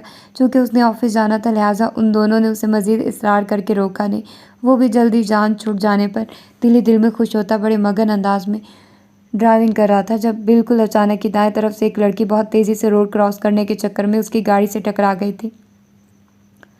अगर वो बरवक्त ब्रेक न लगाता तो यकीनन वो उसकी गाड़ी के नीचे आकर बुरी तरह कुचली जाती। शामिर का मूड एकदम ही ऑफ हो गया था। गाड़ी से उतरने के बजाय शीशे नीचे करके उसने रोड से उठती उस बड़े से टेंट नुमा दुपट्टे में लिपटी लड़की को देखा। वो अपना माथा सुला रही थी। शामिर की नज़र उसके जख्मी पाँव और छिले हाथ पर पड़ी। चंद एक बूंदें टपक कर उसके बेदाग यूनिफॉर्म पर रंग छोड़ गई थी। उसे कुछ परेशानी हुई। एकदम ही वो दरवाज़ा खुलकर नीचे उतर आया। आपको चोट? उसके चेहरे पर निगाह पड़ते ही शामिर बाकी अल्फाज भूल गया था। वो खिलते कवल और सुर्ख गुलाब की तरह हसीन थी कि शामिर एक टिक उसके दिलकश चेहरे की तरफ देखे गया। उसकी दिल की रफ्तार मामूल से बढ़ गई थी। कमोबेश ऐसे ही तासुरात उस लड़की के चेहरे पर उभरे थे। उस लड़की ने शामिर की महवियत को महसूस कर लिया था, इसीलिए सर से सिरकते दुपट्टे को माथे पर करके वो एकदम मुड़ी थी और फिर लहरा सी गई। शामिर ने आगे बढ़कर उसे थाम लिया था और नीचे झुककर उसकी किताबें उठाई। मैं आपको ड्रॉप कर दूं? मेरा मतलब है कि आपसे चला नहीं जा रहा। वो उसे लंगड़ाते देखकर नरमी से बोला। ऐसी ऑफ़र वो हर किसी को नहीं करता था और ना ही कोई उसकी ऑफ़र ठुकराता था। वो बगैर कुछ बोले उसके हाथ से किताबें लेकर जाने लगी थी जब वो उसके सामने तन कर खड़ा हो गया। आओ मेरे साथ, वो तहक़्क़ुम से बोला, जबकि शफ़क़ उसकी आवाज़ के सहर में डूब गई थी। वो आर्मी यूनिफ़ॉर्म था। ऐसा यूनिफ़ॉर्म शफ़क़ का बाप भी पहनता था। फ़र्क सिर्फ़ इतना था कि उसकी शानों पर स्टार्स जगमगा रहे थे और वो मेजर था, जबकि उसका बाप मामूली सा क्वार्टर मास्टर था। Quarter master Bashir Ahmad. वो एक ट्रांस के आलम में चलती हुई उसकी गाड़ी में बैठ गई। वो पहली मर्तबा ऐसी गाड़ी में किसी मर्द के हमरा बैठी थी। वो पहला मर्द था जिसने पहली मर्तबा उस पर बहुत बेबाक निगाहें डाली थी, और ये पहली गलती थी जो उसने शामिर की गाड़ी में बैठ कर की, और दूसरी गलती उससे मोहब्बत करके। उन दिनों से जर्शी, फरीहा, मलीहा सब भूल चुकी थी और वो बहुत संजीदगी के साथ शफ़क़ से फ्लर्ट करने में मसरूफ़ था। वो जब जब शफ़क़ से मिलता, उससे बातें करता, उसकी आतिशे शौक़ मज़ीद भड़कती। वो मलीहा जैसी मॉड नहीं थी। ज़रिश जैसी बोल्ड और फरीहा जैसी गुफ्तगू करने का फ़न उसे नहीं आता था, मगर फिर भी उसमें ऐसी कोई कशिश ज़रूर थी जो शामिर को मकनातीस की तरह अपनी तरफ खींचती। हसीन चेहरे उसे बहुत अट्रैक्ट करते थे। वो खूबसूरती का दिलदादा था। उसका मसला ये था कि वो एक चेहरे को देख देख कर उकता सा जाता था, मगर शफ़क़ में न जाने क्या बात थी कि वो चाहते हुए भी दामन न छुड़ा पाता। और एक वक्त ऐसा भी आया था कि उसे महसूस होने लगा था कि वो सचमुच शफ़क़ को चाहने लगा है। शामिर के वालिद जनरल जाज़ेब आला ख़ानदान हसब नसब रखते थे। उनका ताल्लुक़ सैयद फैमिली से था। पंजाब के कई इलाकों में उनकी लाखों एकड़ ज़मीन थी। वो 3 भाई थे और तीनों ही आदतों मिजाज में एक दूसरे से मुख्तलिफ थे। अगर कोई चीज़ उनमें मुश्तरका पाई जाती थी तो वो थी पैसे की हवस। ये इन दिनों की बात है जब इल्म का चिराग घर घर ना जलता था, और ना ही इतनी खुशहाली थी कि लोग तालीम जैसी फ़जूल चीज़ पर पैसे खर्चते। लेकिन पंजाब के गांव के ज़मींदार सैयद बुलंद बख्त को एक ही शौक़ था, एक ही लगन थी कि मेरे तीनों बेटे आला तालीम हासिल करें और बड़े शहरों में आला ओहदों पर फाइज हों। उन्होंने इस शौक़ की खातिर बहुत सी ज़मीनें भी फ़रोख्त की थी और अपनी बच्चों को उस वक्त के बेहतरीन तलीमी इदारों में तालीम के हसूल के लिए भेजा, और इस मकाम पर उनके बेटों ने उन्हें मायूस नहीं किया था। सैयद बुलंद बख्त दरमियाने दर्जे के पढ़े लिखे इंसान थे। उनका छोटा भाई फ़ौज में कप्तान था। जब भी गाँव में कोई उनके भाई का जिक्र करता तो उनका सर फ़ख्र से बुलंद हो जाता था। वो एक फ़ौजी के बड़े भाई थे। ये एज़ाज़ उनके लिए किसी मेडल से कम नहीं था। ये उन दिनों की बात है जब खाकी वर्दी वालों को बड़ी अकीदत की निगाह से देखा जाता था। इसी चाह में उन्होंने अपने तीनों बेटों को बरी और बहरी फ़ौज में भर्ती करवाया। तीनों ने ही अपनी जहानत की बिना पर कमीशन लिया और मुख्तलिफ ओहदों पर फाइज हो गए। बुलंद बख्त ने अपने बेटों के लिए विरसे में बहुत सी ज़मीनें और एक खस्ता हाल फैक्ट्री छोड़ी थी, जो कि उनके बेटों को नाकाफ़ी मालूम होती थी। आखिर उम्र में जब सैयद बुलंद बख्त घुटनों के दर्द की वजह से चल फिर नहीं सकते थे, बुढ़ापे और आशा की वजह से उनके हाथ और सर कांपता था और उनकी दाढ़ी के सफ़ेद बाल न जाने क्यों गदले आंसुओं से भीगते जाते, और उनकी लकनत ज़बान ज़रा ज़बान पर सिर्फ चंद अल्फाज गोया ठहर गए थे। उनकी खिदमत पर मामूर खादिम बताता था कि वो अपने बेटे से सख्त नाला थे, और उनके करीबी अजीज़ों का ख्याल था कि बुढ़ापे की वजह से उनका दिमागी तवाज़ुन ठीक नहीं रहा। इसीलिए वो अपने इतने लायक बेटों को गालियां दिया करते थे, जिन्होंने हर लम्हा हर पल अपनी बाप की ख्वाहिश का एहतराम किया। रब नवाज बताता था कि बुलंद बख्त ने आंखें बंद करने से पहले सारी रात बहुत सी बातें की और उनकी ज़बान ज़रा भी नहीं लड़खड़ाई। आखिरी वक्त में उन्होंने बहुत अफसोस से कहा था कि काश मैं उन्हें आला तालीम के साथ अच्छा इंसान बनने की भी तरगीब देता। मैंने उनका ध्यान हमेशा बड़ी कुर्सी, बड़ा ओहदा और बड़े ख्वाबों की तरफ लगाया। अगर बुलंद बख्त के बेटे बुलंद इंसान होते, ईमानदार होते तो क्या खूब ही अच्छा होता। वक्त गुजरता गया। उस वक्त की एक खस्ता हाल फैक्ट्री 4 बड़ी फैक्ट्रियों में तब्दील हो गई। रिज़्क़ के हलाल में हराम की आमेज़िश ने रूह को आलूदा, दिलों को स्याह और आंखों पर पर्दा डाल दिया था। बीवियाँ भी चमक दमक की दलदादा और शौकीन मिजाज थी। एक ज़िंदगी पंजाब के एक छोटे से गाँव में हमेशा के लिए दफन हो गई थी। दूसरी बहुत रोशन और चमकदार थी, और उस दूसरी ज़िंदगी ने तीसरी ज़िंदगी को वही ऐश, वही आराम और वही हराम विरासत में लौटाया था। जनरल जाज़ेब का छोटा बेटा शामिर था। उससे बड़े 3 भाई थे, और बाप की शदीद ख्वाहिश के बावजूद उन तीनों ने बाप के प्रोफेशन को अहमियत नहीं दी थी। अब जनरल जहाज़ेब की उम्मीदों का वाहिद मरकज़ उनका लाडला और बेहद चहेता बेटा शामिर था। वो उससे बेहद मोहब्बत करते थे। उनके लाड प्यार ने उसे ज़िद्दी और लापरवाह बना दिया था, और जब उसने आर्मी ज्वाइन की तो जनरल जहाज़ेब का शेरों के हिसाब से खून बढ़ गया। वो शामिर से बेइंतहा खुश थे। बड़े दोनों बेटों की शादियां अपने भाई की बेटियों के साथ और तीसरे की मंगनी अपने ही जैसे आर्मी से मुंसलिक ख़ानदान में करके वो बहुत मुतमईन थे। शामिर को भी उन्होंने बांध दिया था, मगर बाज़ धागे बहुत कमज़ोर होते हैं, एक झटके से टूटने वाले। जनरल जहाज़ेब जानते नहीं थे कि जिस धागे से उन्होंने शामिर को बांध रखा है वो कितना कच्चा है और अनकरीब टूटने वाला भी। फिर तुम कब मिल रही हो? वो फ़ोन पर उससे पूछ रहा था। दूसरी तरफ उसने न जाने क्या कहा था कि शामिर तप उठा। इसके अलावा कोई और बहाना ढूंढो, वो गुस्से से बोला। तुम मुझसे मिलना नहीं चाहती? उसने कहा। उसकी तवक्को के मुताबिक वो फ़ौरन ही जज्बाती हड़बे से घायल हो गई। ठीक है, फिर तुम कल मुझसे मिल रही हो, ओके? मैं कल 5 बजे तुम्हें लेने के लिए आऊँगा, वो तहक्कुम से बोला। डर? किस बात का डर? शामिर झुंझलाया। तुम दूसरों की तरफ मत देखो, अपने दिल की सुनो। दूसरी तरफ वो रूहान सी होकर फ़ोन रख चुकी थी। शामिर एक दफ़ा फिर उसका नंबर मिला रहा था। फ़ोन क्यों बंद किया? उसने बामुश्किल अपने गुस्से पर कंट्रोल करके पूछा। एक बात बताऊं शफक, तुम जब तक मुझसे मिलने का वादा नहीं कर लेती, मैं इसी तरह तुम्हें फ़ोन करता रहूँगा, चाहे पूरी रात बीत जाए या ज़िंदगी। वो जुनूनी लबो लहजे में बोला था। दूसरी तरफ वो रो रही थी। उसकी हिचकियों की आवाज़ शामिर के समातों से टकराकर उसकी अनाक की तस्कीन कर रही थी। वो कुछ पुरसकून सा हो गया। शफ़क़, मैं तुम्हें बेहद चाहता हूँ। मैं तुमसे। शामिर उसे ख्वाब दिखा रहा था, वो ख्वाब जो बंद आंखों के पीछे बहुत भले और खुशनुमा लगते हैं। आंख खोलने पर उनकी हकीकत मालूम होती है, फिर वो सुलगाते हैं, तड़पाते हैं, रुलाते हैं। फिर तुम मुझसे मिल रही हो ना? उसकी आवाज़ बहुत धीमी और बोझल थी। ये हुई ना बात, वो खुशी से चिल्लाया। और फिर मज़ीद 2-4 बातें करने के बाद उसने फ़ोन बंद कर दिया था। अगले दिन वो अपने वादे के ऐन मुताबिक आ गई थी। शामिर फ़तहमंदी के एहसास से सरशार हो गया था। वो जानता था कि उसकी शख्सियत नज़रअंदाज किए जाने वाली नहीं। कोई लड़की उसके सहर से बच नहीं सकती थी। उसके सर्कल की लड़कियाँ चकोर की मानिंद उसके गिर्द चकराती थी, उसकी कुर्बत की ख्वाहिशमंद रहती। ये और बात थी कि शामिर सिर्फ खूबसूरत चेहरों की तरफ मुतवज्जो होता था। जिन दिनों वो कैडेट कॉलेज में ज़ेरे तालीम था, उन्हीं दिनों में उसके पापा के ख़िलाफ़ होने वाली इंक्वायरी ने उनकी रातों की नींदें उड़ा दी थी। वो वीकेंड पर घर आया तो खिलाफ मामूल सबकी को खामोश पाया। घर में काफ़ी सारी ख़वातीन नज़र आ रही थी। सब ने ही दुपट्टे ओढ़ रखे थे और सिपारा पड़ रही थी, हत्ता कि मम्मी भी। वो क्यास के घोड़े दौड़ाने लगा। उसी पल मम्मी की निगाह उस पर पड़ी। मीरू, कब आए हो तुम? वो उसके करीब आते हुए दबी आवाज़ में बोली। अभी आया हूँ। कोई हादसा हो गया क्या? वो अपने तजस्सुस को छुपा नहीं पाया था। मम्मी चौंकी और फिर घूर कर उसे देखा। दिमाग तो ठीक है तुम्हारा, क्या बक? शिमा ने कुछ सोचकर उसे डांटने का इरादा तर्क कर दिया और फिर बाजू से पकड़कर उसे बराबर वाले कमरे में ले गई। तुम्हारे पापा को हेड ऑफिस वालों ने बुलाया। मम्मी के लबो लहजे से ही वो समझ गया कि ये तलबी किस सिलसिले की कड़ी है। फितरी तौर पर वो भी परेशान हो उठा। ये सब जनरल सकलैन ने करवाया। मम्मी दांत पीसते हुए गज़बनाक हुई। शामिर ने होंठ सुकेड़े। इन दिनों शामिर के ख़ानदान में भी चहमगोइयाँ होने लगी थी कि ब्रिगेडियर जहाज़ेब की वर्दी बस उतरने ही वाली है।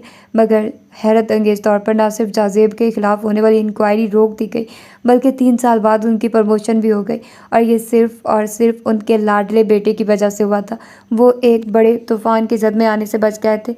हर प्रमोशन में बैसाखियों की ज़रूरत होती है, जहाज़ेब बरमला अपने ख़यालात का इजहार करते थे। शामिर को बहुत ज़्यादा मेहनत करना नहीं पड़ी थी।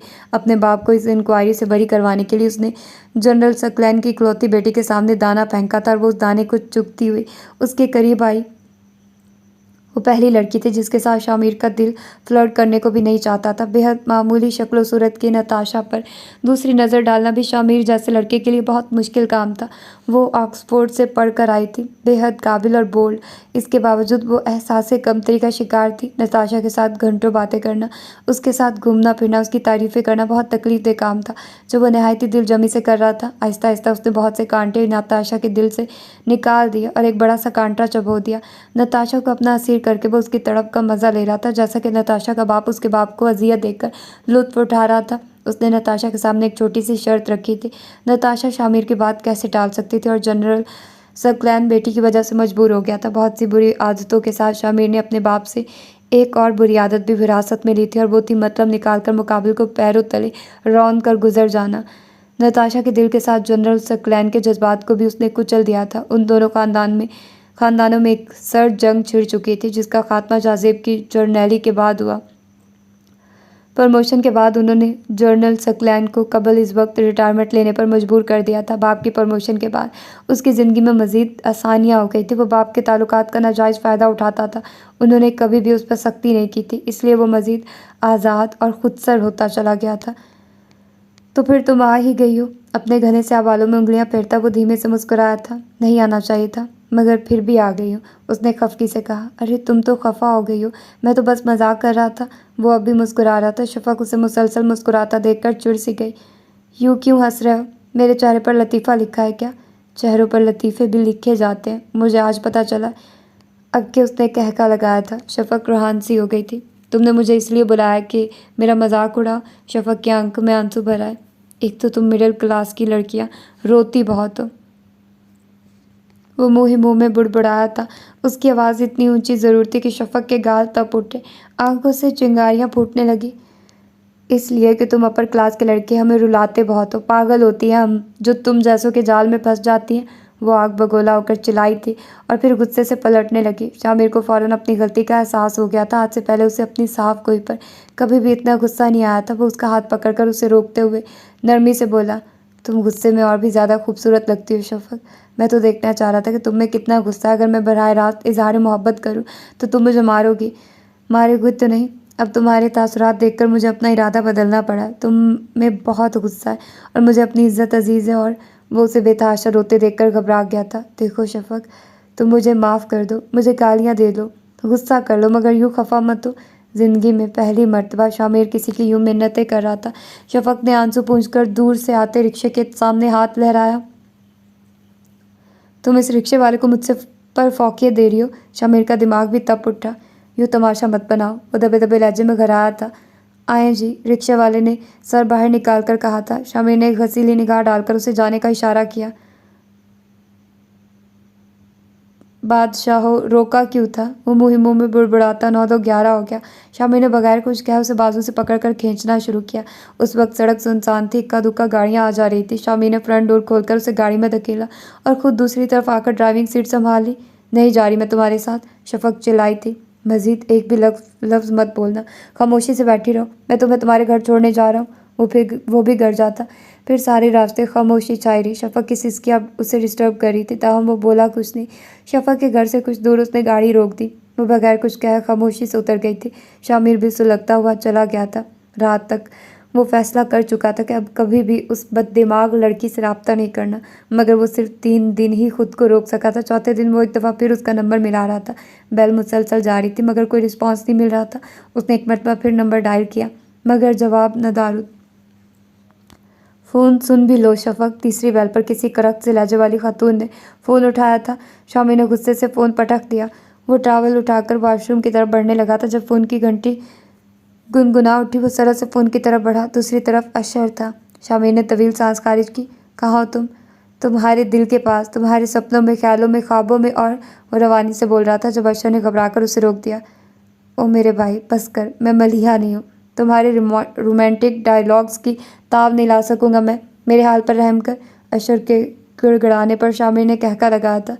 इतने दिन हो गए तुम क्लब नहीं आए। मलिहा ने तो मेरा नाक में दम कर रखा है, बड़ी उदास हो रही है। दीदार करवा दो उसे अपना।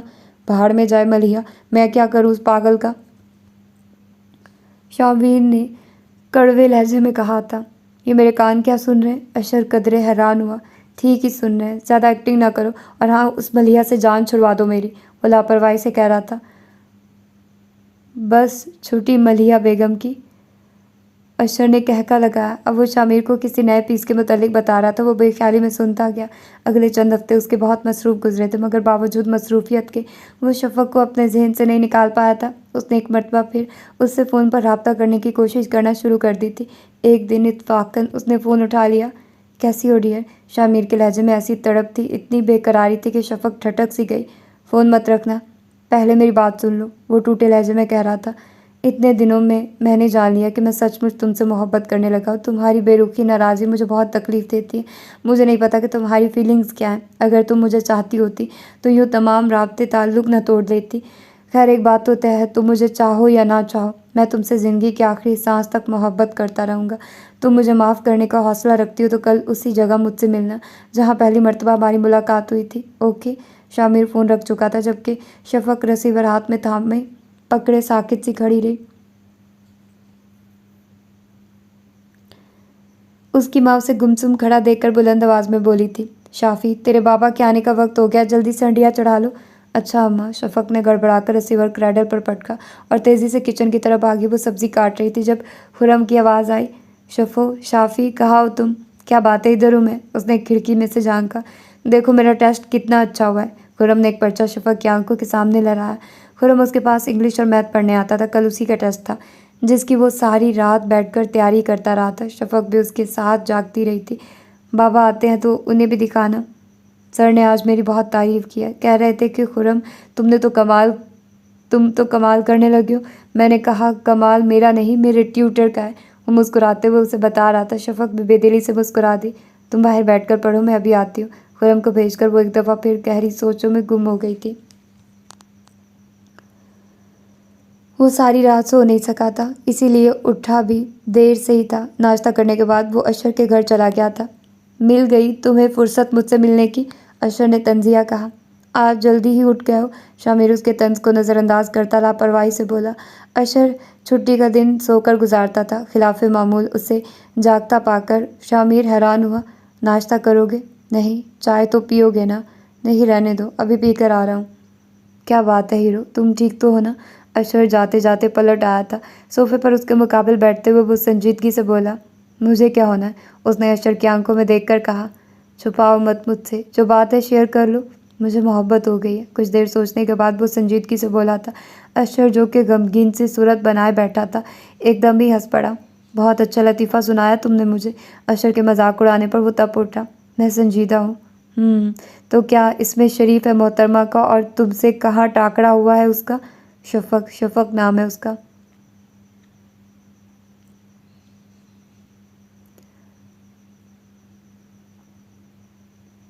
शामिर खोए खोए लहजे में बोला था। अशर को बेसाख्ता हंसी का दौरा पड़ा।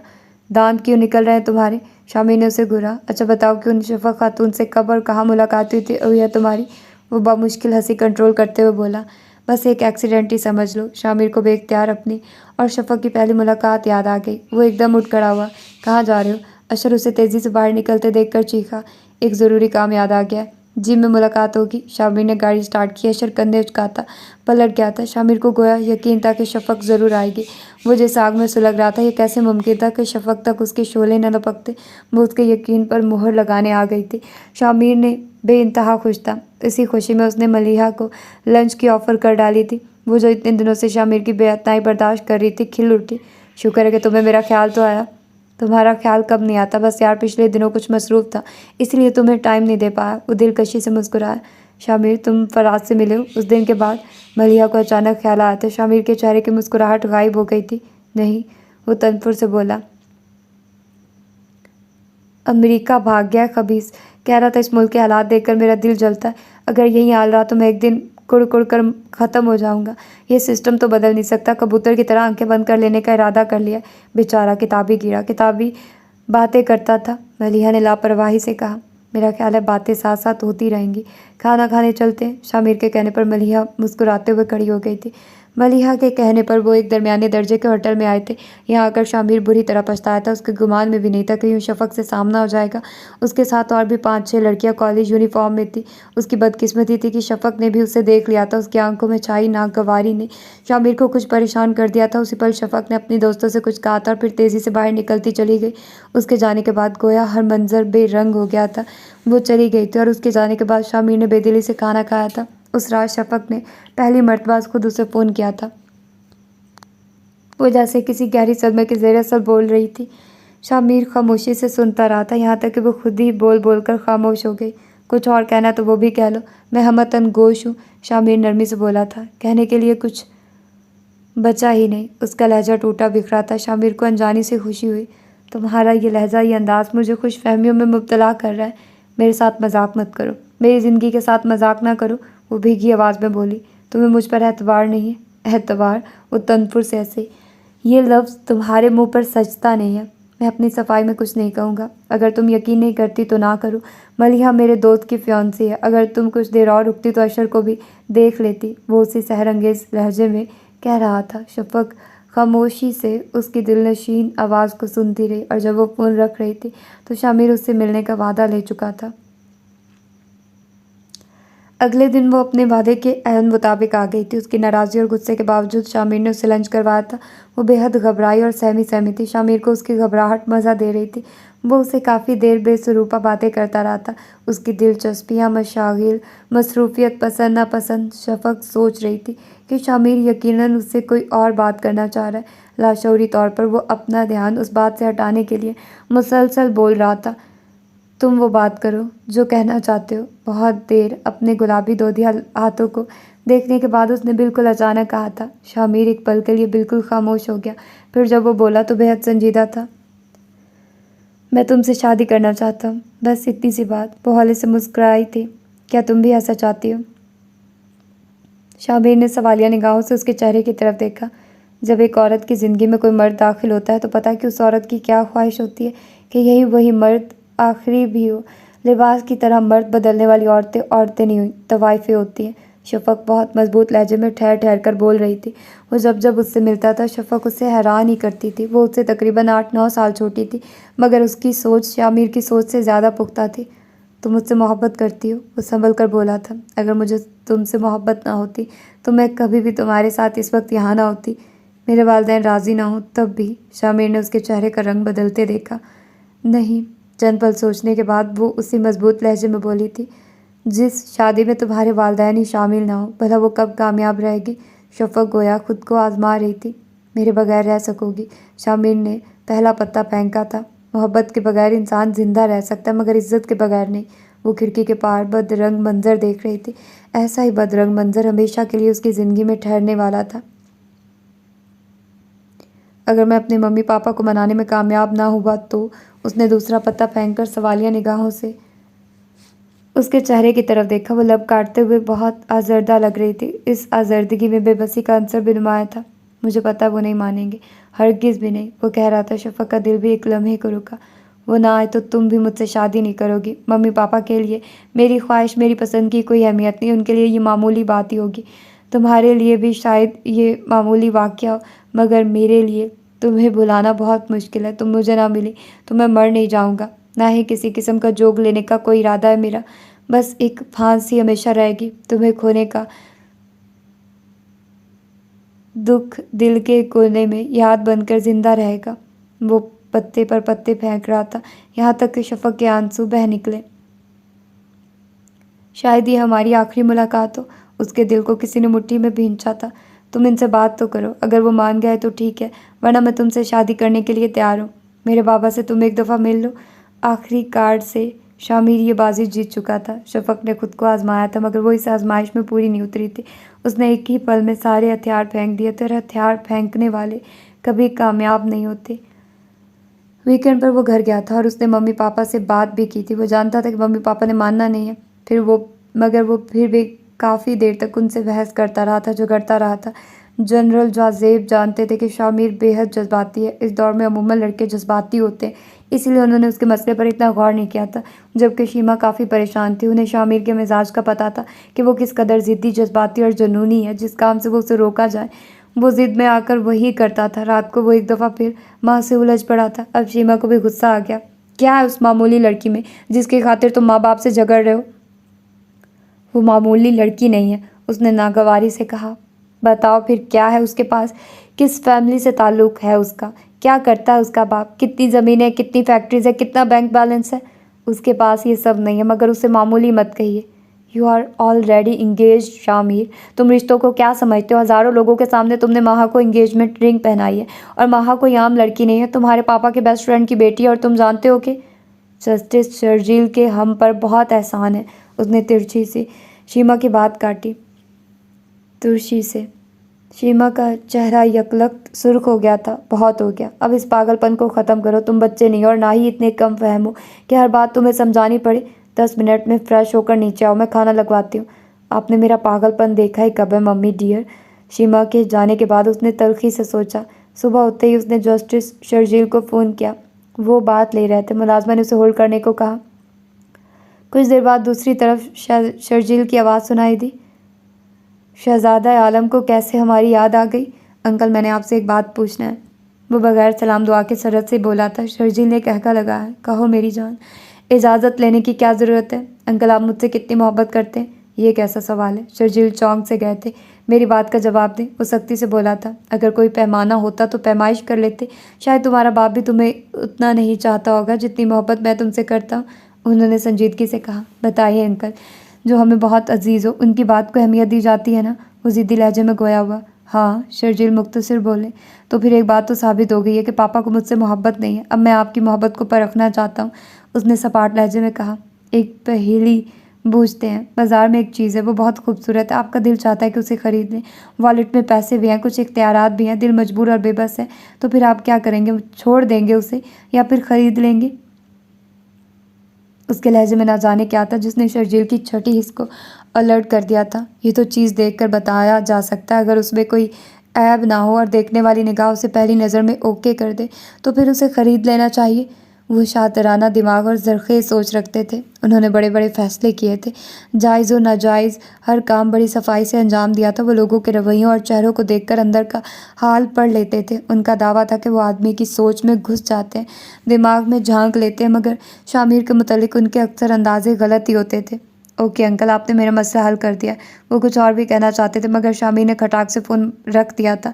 अब वो अपनी पैकिंग कर रहा था। शावर लेकर उसने लिबास बदला, जॉगर्स कसे, परफ्यूम स्प्रे किया। उसी पल गोगी मुलाजमा मम्मी का पैगाम लेकर आ गई थी। जब वो मम्मी के बेडरूम में आया तो वो उसके इंतज़ार में ही बैठी थी, सामने रखा मैगज़ीन एक तरफ रखते हुए। वो दिलकशी से मुस्कुराई। बहुत हैंडसम लग रहे हो, इसीलिए तो शर्जील और उसकी बेटी तुम पर फ़िदा हैं। शीमा ने मोहब्बत से उसके शानदार सरापे को देखकर कहा। मम्मी, बात यह है कि मुझे उन दोनों से ही चिढ़ होने लगी है। कम अज़ कम माहा का जिक्र मेरे सामने ना किया करे। वो साहब कोई से बोला। शीमा की मुस्कुराहट गहरी हो गई। जितना मर्जी चिढ़ लो, शादी तो आखिर उसी से ही होनी है। एक बात तो तय है कि मुझे माहा से शादी किसी भी सूरत में नहीं करनी। जिसके इतने बॉयफ्रेंड्स हो वो मेरी बीवी कभी भी नहीं बन सकती। वो कटीले लहजे में गोया हुआ था। शीमा की मुस्कुराहट गायब हो गई। माहा कोई गिरी पड़ी लड़की नहीं है। जस्टिस शर्जील की बेटी गिरी पड़ी हो भी नहीं सकती। शीमा ने बामुश्किल अपने लहजे की तंदही पर काबू पाया। शामिर ने गुस्से से माँ की तरफ देखा। वो रिटायर्ड बुढ़ा अब पापा के किसी काम का नहीं है। हाथी मरा हुआ भी 1.25 लाख का होता है। शीमा ने एक दफ़ा फिर लहजे में शरीनी भरी थी। जो भी हो, मेरा फैसला अटल है। पापा को भी बता दीजिएगा। वो शाने चटकता उठ खड़ा हुआ था। मुझे शफक जैसी लड़की का साथ चाहिए, जिसका ज़ाहिर और बातिन साफ पाक है, जिसकी निगाह में हया है और जिसकी ज़िंदगी में पहले कोई मर्द नहीं रहा। वो मजबूत लहजे में कहता बाहर निकल गया था। जहाँ ज़ेब ने बेहद हैरानी से उसकी पुश्त को देखा। उनकी पेशानी पर सलवटें नमूदार हो गई थी। उसने माहा से मंगनी तोड़ने का ऐलान कर दिया था। जब जाज़ेब को खबर हुई तो उन्होंने तूफ़ान खड़ा कर दिया था। शामिर लाहौर जा चुका था। उनका मारे गुस्से, इश्तियाल और तौहीन के एहसास से बुरा हाल था।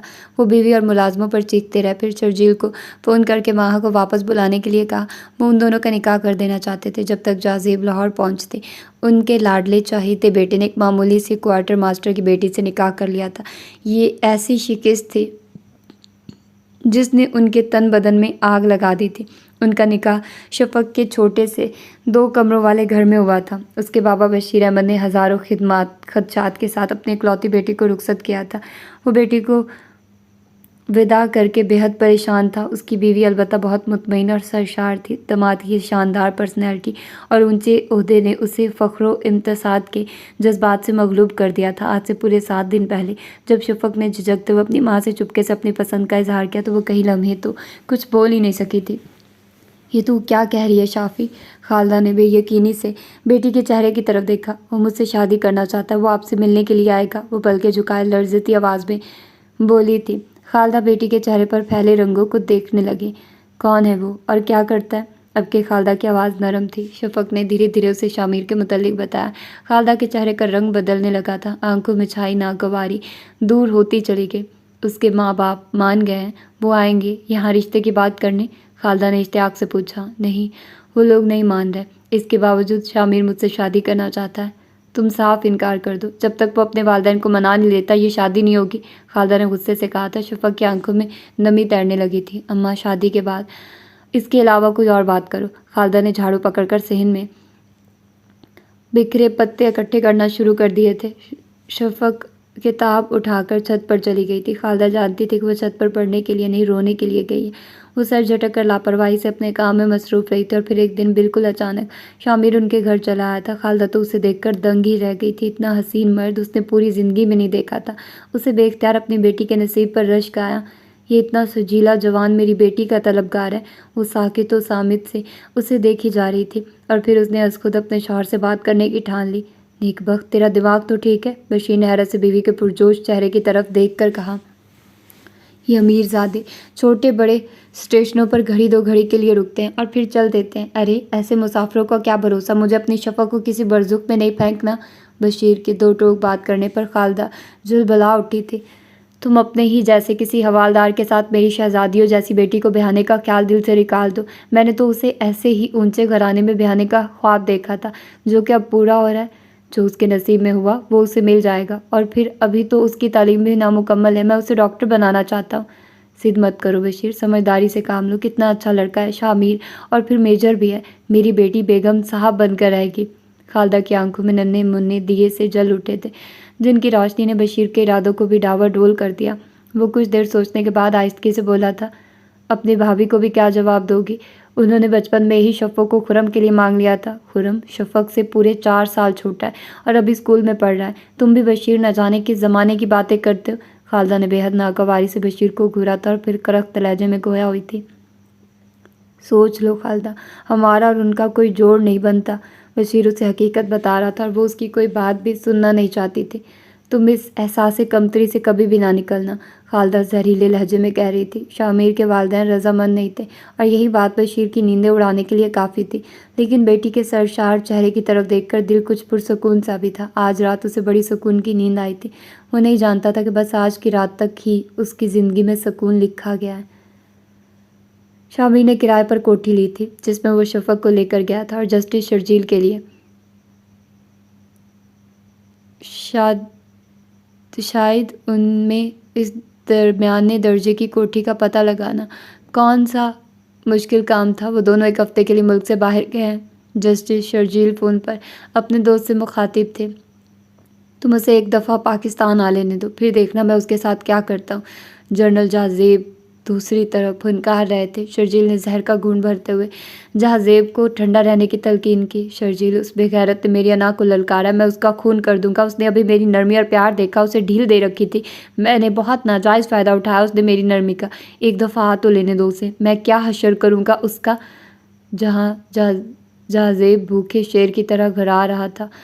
ऐसे ही गुस्से और इश्तियाल की तेज़ लहरें शर्जील के वजूद से भी उठ रही थी। जज्बाती मत बनो जहाज़ेब, और अपने बेटे के करियर को तबाह करने के बारे में मत सोचो। हमें शामिर के रास्तों में रोड़े अटकाने की ज़रूरत नहीं। शर्जील नरम आवाज़ में बोले, उसने मुझे जलील करके रख दिया। बहुत शर्मिंदा हूँ मैं तुमसे। जाने दो इस बात को, अब आगे का सोचो। जो मौजूद था, जो होना था वो तो हो चुका है। शामिर ने अपनी मर्ज़ी कर ली है, अब हमारी बारी है। अगर तुम शामिर से उलझोगे, झगड़ोगे तो वो तुमसे और दूर चला जाएगा। उसे खुद से करीब करो। हम क्यों उसकी नज़रों में बुरे बने? उसे क्यों ना शामिर की निगाहों से गिरा दे, जो कि सारे फसाद की जड़ है। वो उस लड़की की खामी शख्सियत से मुतासिर हुआ है, उसके अंदर की बदसूरत बर्दाश्त नहीं कर पाएगा। हल्का सा कहका लगाकर शर्जील एक पल को रुके। ये वक्त जोश से नहीं, होश से काम लेने का है। अगरचे गलती शामिर की है, मगर सज़ा की हकदार वो औरत है जिसने शामिर को अपने जाल में फंसाया। मैं तुम्हें बताता हूँ कि अब हमें क्या करना है, ज़रा गौर से सुनो। शर्जील ने शातिराना मुस्कुराहट के साथ अपना नया मंसूबा दोस्त तक पहुँचाया था। दूसरी तरफ जहाज़ेब भी खिल उठे। अब वो दोनों बड़े खुशगवार मूड में बातचीत कर रहे थे। तुम्हें पाकर मेरे वजूद की तकमील हुई है शफ़क़। मैं जो सिर्फ़ एक एडवेंचर के तहत तुम तक आया था, दिल लगी करते करते तुम्हें दिल में ही बसा लिया। मैं सोच भी नहीं सकता था कि तुम यूँ मेरे दिलो दिमाग पर हावी हो जाओगी, कि तुम्हारे बगैर एक पल कटना भी नहायत मुश्किल होगा। वो खोए खोए लहजे में बोल रहा था। शफ़क़ का अंग अंग सरशार हो गया। वो शामिर के करीब आकर उसके कंधे पर सर टिकाते हुए उसकी निगाहों के ताक़ुब में दूर तक फैले खुश रंग फूलों और ऊंचे ऊंचे दरख्तों को देखने लगी। ज़िंदगी किस कदर खूबसूरत है, वो ख़्वाबनाक लहजे में बोली थी। ज़िंदगी नहीं, तुम खूबसूरत हो। शामिर ने उसके गिर्द बाजू फैलाकर नरमी से कहा। आपको इतनी अच्छी अच्छी बातें करना भी आती हैं। मैं तो समझ रही थी कि सिर्फ लड़ना और झगड़ना ही आता है, शफ़क़ ने शरारत से कहा। शामिर ने गर्दन मोड़कर उसके चेहरे की तरफ देखा और तनक कर पूछा, मैंने कब तुम्हारे साथ लड़ाई की है, बताओ ज़रा। एक तो ये जो वेटर बेचारा बदकिस्मती से पाकिस्तानी, इसकी शामत आई रहती है। दूसरे होटल का मैनेजर जिसके साथ कई मरतबा झगड़ चुके हैं आप, वो भी क्या सोचते होंगे कि कब ये लोग यहाँ से दफ़ा होंगे। ओहो, तुम्हें बताना याद ही नहीं रहा, आज रात 12 बजे की फ़्लाइट है हमारी। शामिर ने ग्लास विंडो एक झटके से बंद करके पर्दे बराबर कर दिए थे। शफ़क़ का ख्वाब भी एक चनाके के साथ टूटा था। वो बेख्याली में शामिर को तकने लगी। हम कुछ और दिन नहीं यहाँ ठहर सकते? मोहतरमा, मेरी सिर्फ एक हफ्ते की छुट्टी थी, वो भी कर्नल हशमत की मेहरबानी से मिली थी। आज जाना बहुत ज़रूरी है। वो बेड पर बैठकर सॉक्स पहनने लगा, फिर जॉगर्स के तस्मे कसता खड़ा हो गया। तुम पैकिंग कर लो, फिर थोड़ी सी शॉपिंग कर आएंगे, वरना अशर और शहरोज़ ने तो मुझे ज़िंदा नहीं छोड़ना। वो बाल बनाकर बोलता हुआ बाहर निकल गया था। शफ़क़ बेदिली से उठकर सूटकेस निकालने लगी। शफ़क़ ने अभी अपनी और शामिर की मुख्तसर पैकिंग कर ली थी। शावर लेकर और बाल सुलझाकर वो कुछ आज़रदा सी बेड पर बैठी थी। जब शामिर आ भी गया था, उसे गुमसुम बैठा देखकर वो ठटक गया। क्या बात है शाफ़ी? उसके करीब बैठते हुए वो तेज़ लहजे में बोला। शफ़क़ ने पूर्णम आंखों से उसके वजी चेहरे की तरफ देखा। ये शख्स किस कदर अजीज़ हो गया था उसे, कि खोने का ख्याल ही जान निकालने लगा था, और पाकिस्तान वापस जाने का सोच कर ही उसकी रूह तक काम जाती थी। कुछ नहीं, वो भराई आवाज़ में बोली। फिर रो क्यों रही हो? शामिर ने उसके गाल पर फिसलता आंसू पूछा। कब रो रही हूँ? उसने हथेलियों की पुछ से आंखें रगड़ी।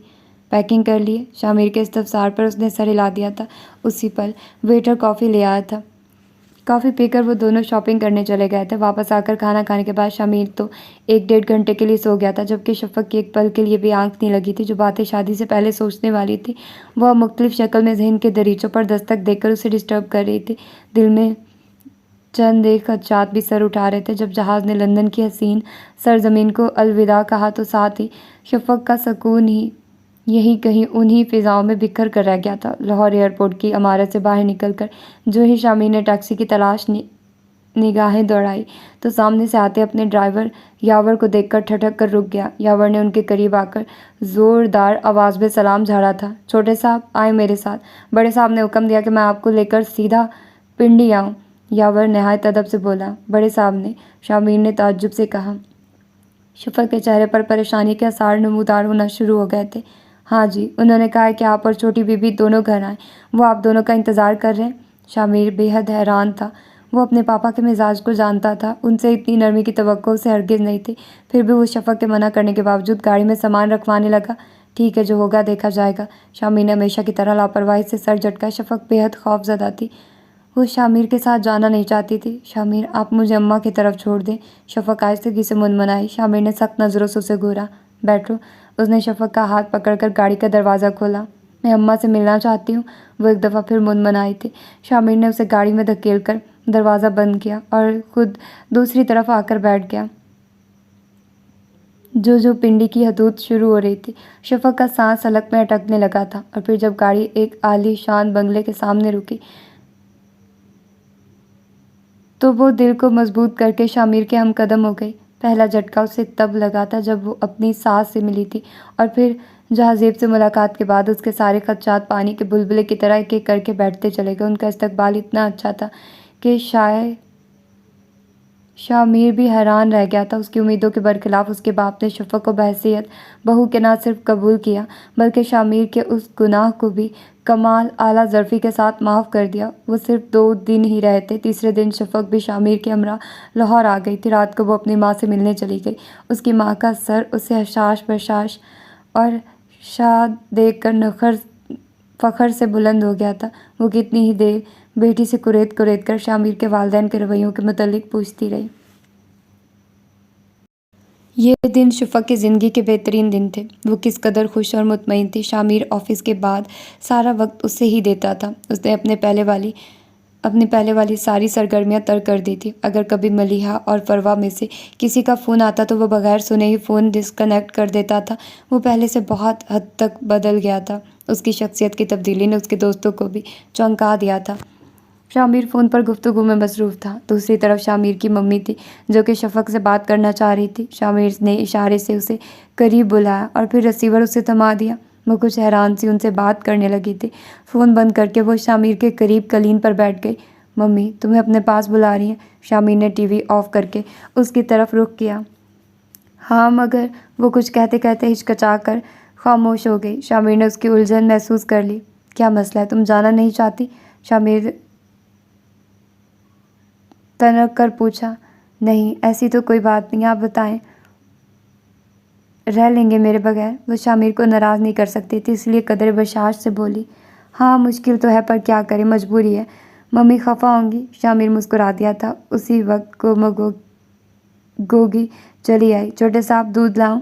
वो सर झुकाए पूछ रही थी। मैं दे दूंगी उन्हें दूध, तुम जाओ। शफ़क़ ने नागवारी से उसकी तरफ देखकर गुस्से से कहा था। मम्मी ने उनके लाहौर आने के तीसरे दिन ही गोगी को भेज दिया था। अगरचे गोगी के आने से शफ़क़ को बहुत आसानी हो गई थी, मगर उसकी वक्त बे वक्त दखल अंदाजी उसे सख्त नापसंद थी। गोगी को भेज कर वो किचन में चली आई थी। अगली सुबह वो ड्राइवर के हमरा पिंडी चली गई थी। वो सिर्फ 1-2 दिन के लिए आई थी, मगर उसे पूरा हफ्ता रहना पड़ा था। पहले मम्मी की तबीयत कुछ ख़राब हो गई थी और फिर उसे बुखार ने घेर लिया। रात को शामिर का फ़ोन आया तो वो रो पड़ी थी। मेरा यहाँ दिल नहीं लग रहा, आप कब आएंगे? शामिर उसने वीकेंड पर आने के लिए कहा था, मगर वो आ नहीं सका था, इसलिए शफ़क़ झुंझला रही थी। घूमो फिरो, एंजॉय करो, दिल तो लग ही जाएगा। और तुमने कौन सा सारी ज़िंदगी वहाँ रहना है? जब मम्मी कहेंगी आ जाना। वो लापरवाही से कह रहा था। मेरे बगैर आप बहुत खुश लग रहे हैं, शफ़क़ ने खफगी से कहा था। शामिर ने कहका लगाया। नहीं, तुम्हारी जुदाई में दिन रात आहें भरता हूँ। झूठ बोलते हैं आप, मैं नहीं मानती। शफ़क़ को कतई यकीन नहीं आता। गोगी से पूछ लेना। क्या? शफ़क़ हैरान हुई। मैं तुम्हें याद करता हूँ कि नहीं? वो उसे तंग कर रहा था। शफ़क़ ने चिढ़कर फ़ोन रख दिया। बेल एक दफ़ा फिर बजने लगी थी। शफ़क़ के लबों पर मुस्कुराहट फैल गई। बहुत देर तक शामिर से बातें करने के बाद वो कुछ हल्की फुल्की हो गई थी। रात को उसे बड़ी गहरी नींद आई थी, इसीलिए आँख भी देर से ही खुली। वो शावर लेकर नीचे आई तो मम्मी कहीं जाने के लिए तैयार बैठी थी। उन्होंने उसे भी अपने साथ चलने के लिए कहा। वो एप्पल जूस पीकर मम्मी के हमरा उनकी किसी अजीज़ से मिलने के लिए चली गई थी। चाय पीने के बाद उसने मम्मी से उठने के लिए कहा, मगर उसकी सहेली ने कोई किस्सा छेड़ दिया। फिर आंटी नाइला ने उन्हें खाने के लिए रोक लिया था। शफ़क़ की तबीयत कुछ ख़राब हो रही थी, जी बहुत मतला रहा था। वो उठकर वॉशरूम में चली गई थी। मम्मी उसकी जर्द रंगत देखकर फ़िक्रमंद हो गई थी। वो उन्हें तसल्ली देकर उनके करीब रखे सोफ़े पर बैठ गई। फिर जब खाना खाकर वो दोनों वहाँ से रुखसत हुई तो उन्होंने नहायत प्यार से शफ़क़ से पूछा, तुम्हारी तबीयत ठीक नहीं लग रही, चलो मैं तुम्हें डॉक्टर को दिखाती हूँ। पहले भी इतने दिन तुम्हें बुखार रहा है।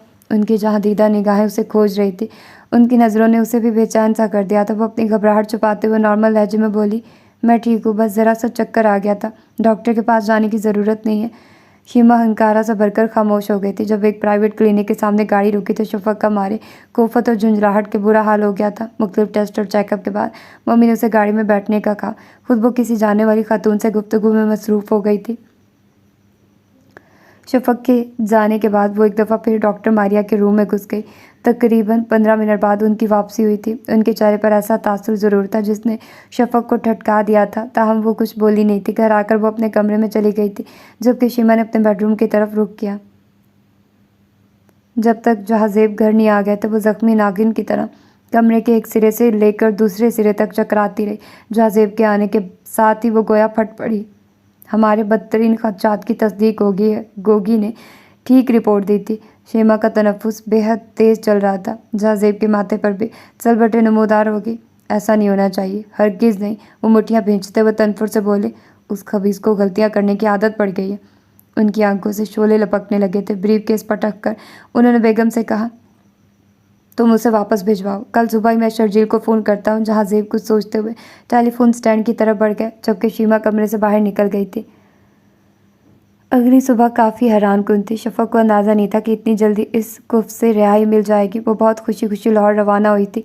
घर आकर उसने बहुत सुकून महसूस किया था। शामिर जो कि ऑफ़िस गया हुआ था, लिहाजा गोगी को बताकर अम्मा की तरफ आ गई। उसकी ममानी भी आई हुई थी, इसीलिए वो सारा दिन अम्मा की तरफ रही। शाम को ड्राइवर उसे लेने के लिए आ गया था। अगले बहुत सारे दिन बहुत खुशगवार गुजरे थे और वो दुआ करती थी कि उसकी बाकी ज़िंदगी भी उसी तरह गुजरे। सुबह शामिर के तेज़-तेज़ बोलने पर वो हड़बड़ा कर उठी थी।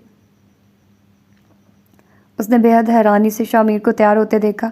कहाँ जा रहे हैं आप? मैं पिंडी जा रहा हूँ। मम्मी की तबीयत ठीक नहीं है, वो हॉस्पिटल में है। उसने बाल बनाकर ब्रश टेबल पर पटका और फिर वॉलेट उठाकर पॉकेट में ठूंसा। वो भी कम्बल हटाकर उठ गई। कब आएंगी? अभी तो जा रहा हूँ। अगर मम्मी की तबीयत बेहतर हुई तो कल आ जाऊँगा, वरना 2-3 दिन तक तो मैं उधर ही हूँ।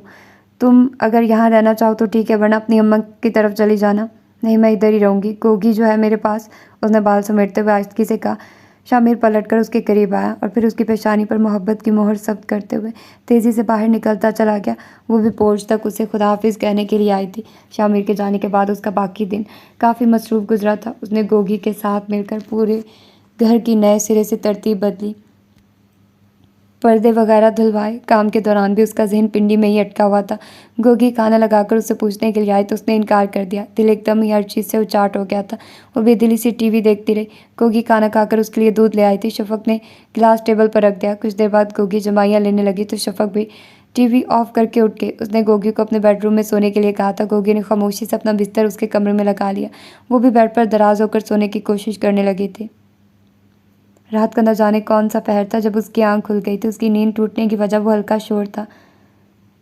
कुछ देर कान लगाकर शफ़क़ ने उस हल्के शोर को सुनने की कोशिश की और फिर गोगी को आवाज़ देकर जगा दिया। खौफ की तेज़ लहर थी जो सारे वजूद में सरायत कर गई थी। कॉरिडोर में से बूटों की धमक सुनाई दे रही थी। उसने खौफज़दा होकर गोगी का हाथ पकड़ लिया।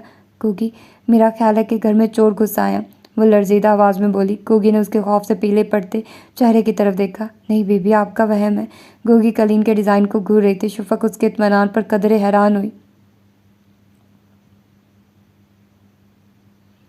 तुम्हें आवाज़ नहीं आ रही? मुझे तो लगता है कि बाहर कोई है, शफ़क़ घुटी-घुटी आवाज़ में बोली। उसी पल दरवाजे का हैंडल घुमा था, जबकि शफ़क़ के हलक से निकलने वाली चीख बेसाख्ता थी। चोर! शफ़क़ ने गोगी का बाजू मजबूती से पकड़कर लर्ज़ती आवाज़ में कहा। गोगी गैर महसूस तरीके से शफ़क़ से कदरे हटकर बैठ गई। वो 2 मर्द थे और उनके साथ एक औरत भी थी, इंतहाई खूबसूरत औरत। उस औरत को अपनी तरफ बढ़ता देखकर शफ़क़ मज़ीद गोगी के करीब हो गई थी। कौन हो तुम? अभी बता देते, आखिर जल्दी क्या है? उस मोटे और भद्दे शख्स ने बेढंगा कहका लगाया था। अरे यही शफ़क़ है, दूसरे ने मूँछों को ताव देकर कहा। शफ़क़ की आंखें वहशत से फट रही थी। देखो, तुम लोगों को जो चाहिए मैं नहीं तुम्हें देती हूँ। इस दराज में लॉकर की चाबी, इसमें मेरा जेवर है और साथ ही कुछ नकदी भी है। प्लीज़ तुम लोग मुझे कुछ मत कहो। उस औरत ने शफ़क़ को बालों से पकड़कर घसीटा और शफ़क़ को आगे बढ़कर 2-3 थप्पड़ मारे थे। वो दर्द से बुलबुला उठी। वो दोनों आदमी बहुत खामोशी से सोफे पर बैठे हुए थे। उनमें से एक इर्द गिर्द का जायज़ा ले रहा था। इतना बड़ा कदम उठाने से पहले सोचना था ना शहज़ादी, ऊंचे लोगों से यारियां लगाने का अंजाम ऐसा ही होता है। उस औरत ने बाजारी अंदाज में कहका लगाया था। खुदा के लिए मुझे कुछ मत कहो। गोगी, प्लीज़ गोगी, मुझे बचा लो। अब वो औरत हंटर लहरा रही थी। वो तड़प कर गोगी की तरफ बढ़ी। एक लफ्ज़ भी ज़बान से मत निकालना, वरना बहुत बुरा सलूक करूँगी, वो करक लहजे में बोली। उनमें से एक आदमी सोफे पर से उठा। हमें भी बारी लेने दो रानी, खुद ही गरजती बरसती रहोगी। शफ़क़ की तरफ गंदी निगाहों से देखता वो उस औरत से मुखातिब था। रानी ने अपने बाल झटक कर हाथ में पकड़ा हंटर पूरी शिद्दत के साथ उस खौफनाक जिसामत वाले मर्द की कमर पर मारा था। वो बुलबुलाकर पीछे हटा। रानी, मालिक ने कहा था कि बदनीयत हरामखोर, शक्ल देखी अपनी, थूकने को भी दिल नहीं करता। वो घर आई थी। अब वो तीनों सोफे पर बैठ गए थे, जबकि गोगी एकदम उठी थी और उसने हंटर उठाकर शफ़क़ की कमर पर बरसाना शुरू कर दिया था। वो दर्दो कर्ब और शदीद दुख इश्तियाल से एक मुलाजमा के हाथों पिटती रही और चीखती रही, छोड़ो मुझे, अल्लाह का वास्ता ना मारो। उसके लबों पर एक ही इल्तिजा थी। जब वो रो रोकर और चीख चीख कर बेहोश हो गई तो गोगी ने हंटर फेंक कर धुआंधार रोना शुरू कर दिया।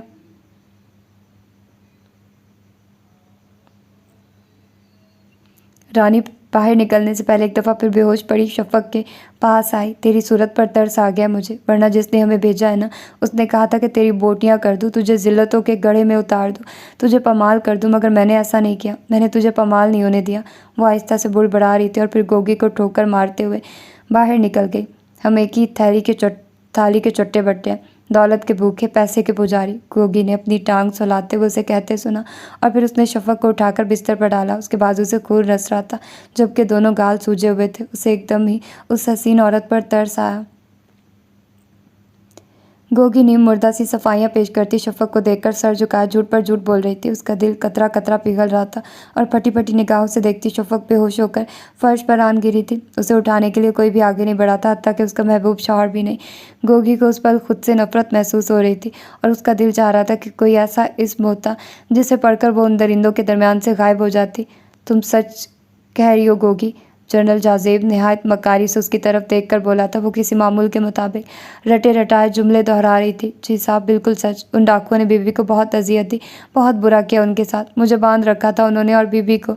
बस करो, खामोश हो जाओ। शामिर के चिल्लाने पर वो एकदम रुक गई थी। जनरल जाजेब के लबों पर हल्की सी मुस्कुराहट ने झलक दिखाई थी। गोगी ने आंख उठाकर उस फिरौन की निगाह में छुपी फतह को पढ़ा और दिल ही दिल में मोटी सी गाली दी। अब वो शामिर की तरफ देख रही थी। उसकी आंखों से गोया लहू टपक रहा था। दिमाग से गर्म धुआं निकल रहा था। वो तेज़ी से उन सब के दरमियान से निकलता चला गया। जाज़ेब और शर्जील एक दूसरे की तरफ देखते हुए फातिहाना मुस्कुरा उठे, जबकि गोगी लर्जती कामती शफक को उठाने लगी। फिर उनके हुक्म के मुताबिक वो शफक को गाड़ी में डालकर उसके माँ बाप के घर छोड़ आई थी। गोगी का बाप ड्राइवर था और वो सारे रास्ते रोता रहा था। उसकी निगाहों के सामने अपने बेटे का चेहरा आ रहा था।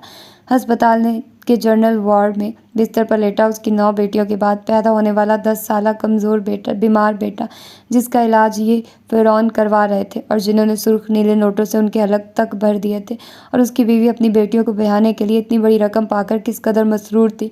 अब वो एक घर बना सकती थी, बेटियों को बेहद कीमती जहेज़ दे सकती थी। और उसने आंख खोली तो अस्पताल के एक कमरे में खुद को पा उसकी बूढ़ी माँ तेज़ी से उसकी तरफ बढ़ी थी और वो बेख्तियार अपनी बेटी के हाथ चूम रही थी। फिर उसने अपने बाप को अपनी तरफ आते देखा। फिर उसने अपने बाप को रोते देखा। वो किस किस बात का गम करती, अपने दिल उजड़ने का, अपने शौहर के उजड़ने, घर के उजड़ने का। वो किस किस बात पर आंसू बहाती, शौहर की बेवफाई पर कि जिसने वफा के एतबार के एतमाद के सारे भरम तोड़ दिए थे, या फिर उन इंसानों के जुल्म पर चीखती जो इंसान की शक्ल में हैवान थे, दरिंदे थे, शैतान थे। उसकी माँ उसे चुप करवा रही थी, सब्र की तलकीन कर रही थी। सब्र? कैसा सब्र? शफक ने आंसू भरी आंखों से अपनी माँ के चेहरे की तरफ देखा। मुझे सब्र करना नहीं आता माँ, मैं कैसे सब्र करूँ? भला तुमने मुझे सब्र करना सिखाया है? वो अपने बाल नोचते हुए चीखी थी। उसके बाप ने बेख्तियार उसे अपने सीने से लगा लिया। मैंने ख्वाबों का इतना हसीन पहाड़ देखा और फिर उस पर चढ़ना चाहा। माँ, तू मुझे रोक देती कि उसकी बुलंदी बहुत ज़्यादा है, तू गिर जाएगी, बिखर जाएगी, मर जाएगी। माँ, तू मुझे मना करती, झिड़कती, मारती, पर इस पहाड़ पर चढ़ने ना देती। देख तो तेरी शफ़ों को कितने ज़ख्म आए हैं, कितना दर्द हो रहा है। वो गम से नढाल तकिए पर सर पटक रही थी। उसी पल एक नर्स और उसके साथ एक डॉक्टर कमरे में दाखिल हुई। उसने अंदर का मंजर देखकर उन दोनों को ज़बरदस्त किस्म की झाड़ पिलाई। क्या कर रहे हैं आप लोग? जानते नहीं कि ये कितने बड़े शौक से गुजरी और कैसी कंडीशन है इसकी? ये तो शुक्र है कि इस कदर ज़हनी अजियत के बावजूद इसका मिसकैरेज नहीं हो गया, और आप लोग तो हद कर रहे हैं। डॉक्टर गुस्से से बोल रही थी और फिर शफक को देखने लगी। नर्स ने उसे पुरसुकून रहने का इंजेक्शन दिया था। कुछ पल बाद वो ऊँघने लगी थी। उसके माँ बाप ने बेख्तियार खुदा का शुक्र अदा किया। अम्मा, मैं शामिर से मिलना चाहती हूँ। मैं उसे बताऊँगी कि मैं उसके बच्चे की माँ बनने वाली हूँ। अम्मा, वो मुझसे बदगुमान हो रहा है। वो उस झूठी औरत पर यकीन कर रहा है। वो समझता है कि उन डाकुओं ने मेरे साथ। अपनी माँ की गोद में सर रख के वो टूटे लहजे में कहती हुई बेख्तियार रो दी थी। खालदा ने उसके बालों में मोहब्बत से उंगलियाँ फेरते हुए उसके सर को चूमा। हाँ बेटी, तुम उससे मिलो, उससे आराम से तमाम हालात बताओ, वो यकीनन समझ जाएगा। अम्मा, मोहब्बत के रंग इतने कच्चे होते हैं कि एक ही बारी से बदरंग हो जाते हैं। वो लब को चलते हुए आहिस्तगी से बोली। तुमने शामिर को फ़ोन किया? दोनों नंबर बंद हैं, उससे रब्ता नहीं हो पा रहा। अम्मा, हम अभी शामिर से मिलने चलते हैं। वो बेकरारी से उठ खड़ी हुई थी। खालदा ने गहरी सांस खींचकर चादर उठा ली। शफक को अस्पताल से आया आज 7वां दिन था और वो मुसलसल शामिर के नंबर पर ट्राई कर रही थी, मगर कोई रिस्पांस नहीं मिल रहा था। वो दोनों रिक्शे के ज़रिए शादमान आई थी, मगर कोठी के गेट पर बड़ा सा ताला लगा हुआ था। फिर उसने मेस जाने के मुतल्लिक सोचा। उसकी माँ के चेहरे पर तफक्कुर के साए फैले हुए थे, जबकि शफक पुरुमीद थी। रिसेप्शन पर उसने अपना तारुफ करवाया और शामिर के मुतल्लिक पूछा। सामने खड़े लड़के ने जो खबर उसकी समातों में अंडेली थी उसे सुनकर एक लम्हे के लिए वो चकरा कर रह गई। शामिर की पोस्टिंग हो चुकी है। वो जहरीला बुड़बुड़ाई। उसकी माँ ने उसके हाथों को मजबूती से पकड़ लिया था। वो थके थके कदमों से चलती हुई घर चली आई। एक हफ्ते के अंदर अंदर उसकी पोस्टिंग क्यों कर हुई? उसके पीछे कौन सा मजबूत हाथ है? और उसके साथ जो कुछ हुआ वो किसने करवाया? कड़ियों से कड़ियाँ मिलती गई। बहुत से पर्दे आंखों के सामने से हटते चले गए और वो किसी हारे हुए मुसाफिर की तरह बिल्कुल ढह गई थी। फिर क्या सोचा तुमने? वो अभी अभी ऑफिस से आया था। बाप का पैगाम मिलते स्टडी रूम में चला गया था। जाजेब उसके इंतज़ार में बैठे थे। उसे आता देखकर उसने किताब साइड टेबल पर रख दी। किस बारे में? अपनी ज़िंदगी के बारे में। जाजेब ने कॉफ़ी पीते हुए उसके चेहरे का बगौर जायज़ा लिया। ज़िंदगी? वो तल्खी से बोला। अगर तुम अपनी उस हमाकत की वजह से उदास फिर रहे हो तो मैं उससे ले आता हूँ। जाजेब ने कॉफ़ी के मग पर उंगली फेरते हुए बहुत इत्मीनान से कहा था। ऐसा इत्मीनान जो दूसरों को बेइत्मीनान कर दे। शामिर के तासुरात बदल गए थे। आंखों में सख्ती से उतर आई, ताहम वो बोला कुछ नहीं था। जाजेब उसी सुकून के साथ कॉफ़ी के सिप लेते रहे।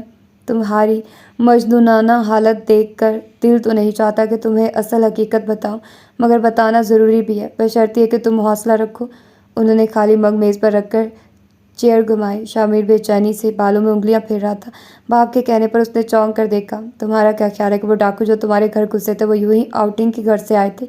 मेरा मतलब है कि अगर उन्होंने डाका ही डालना होता तो कोई जेवर पैसा भी लेकर जाते और उन्होंने जानबूझकर बात अधूरी छोड़ दी। शामिर की आंखों में दुख की लहरें हलकोरे ले रही थी। जाजेब धीरे से मुस्कुराए। मेरे नादान बेटे, वो नीच जात तुम्हारी आंखों में धूल झोंकती रही है। इन मिडिल क्लास औरतों को ढकोसले करने की आदत होती है। पहले खुद को चारों चादरों में लपेटकर पेश करती हैं, फिर असल रंग ढंग दिखाने लगती हैं। वो डाकू दरअसल डाकू नहीं थे, तुम्हारी बीवी के पुराने आशिक थे, जो कि तुम्हारी गैर मौजूदगी में तजदीद मोहब्बत करने आए थे। ऐसी जलील घटिया। पापा, मैं इस टॉपिक पर बात नहीं करना चाहता। खामोश हो जाए प्लीज़, वो अजियत से बोला था। जाजेब की आंखों में नागवारी दर आई।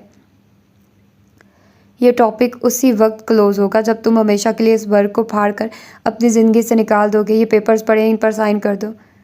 अगर वो लड़की तुम्हारे काबिल होती तो मैं खुद जाकर उसे ले आता, मगर अब। जाजेब ने चंद कागजात उसके सामने रखे थे। शामिर बेख्याली में उन्हें देखे गया। ये सब क्या है? यहाँ साइन करो। जाजेब ने उसे कलम थमाया। पापा, मगर, वो मुनमुनाया। कोई अगर मगर नहीं, बहुत होगी बकबक। शामिर, तुम्हारी जिद को मान लिया था, यही बहुत था। वो लड़की अगर किसी अच्छे ख़ानदान की होती तो उसी पर कनात करती, मगर ऐसी औरतें। जाजेब ने दो चार मोटी मोटी गालियाँ देकर अपने गुस्से को कुछ कम किया।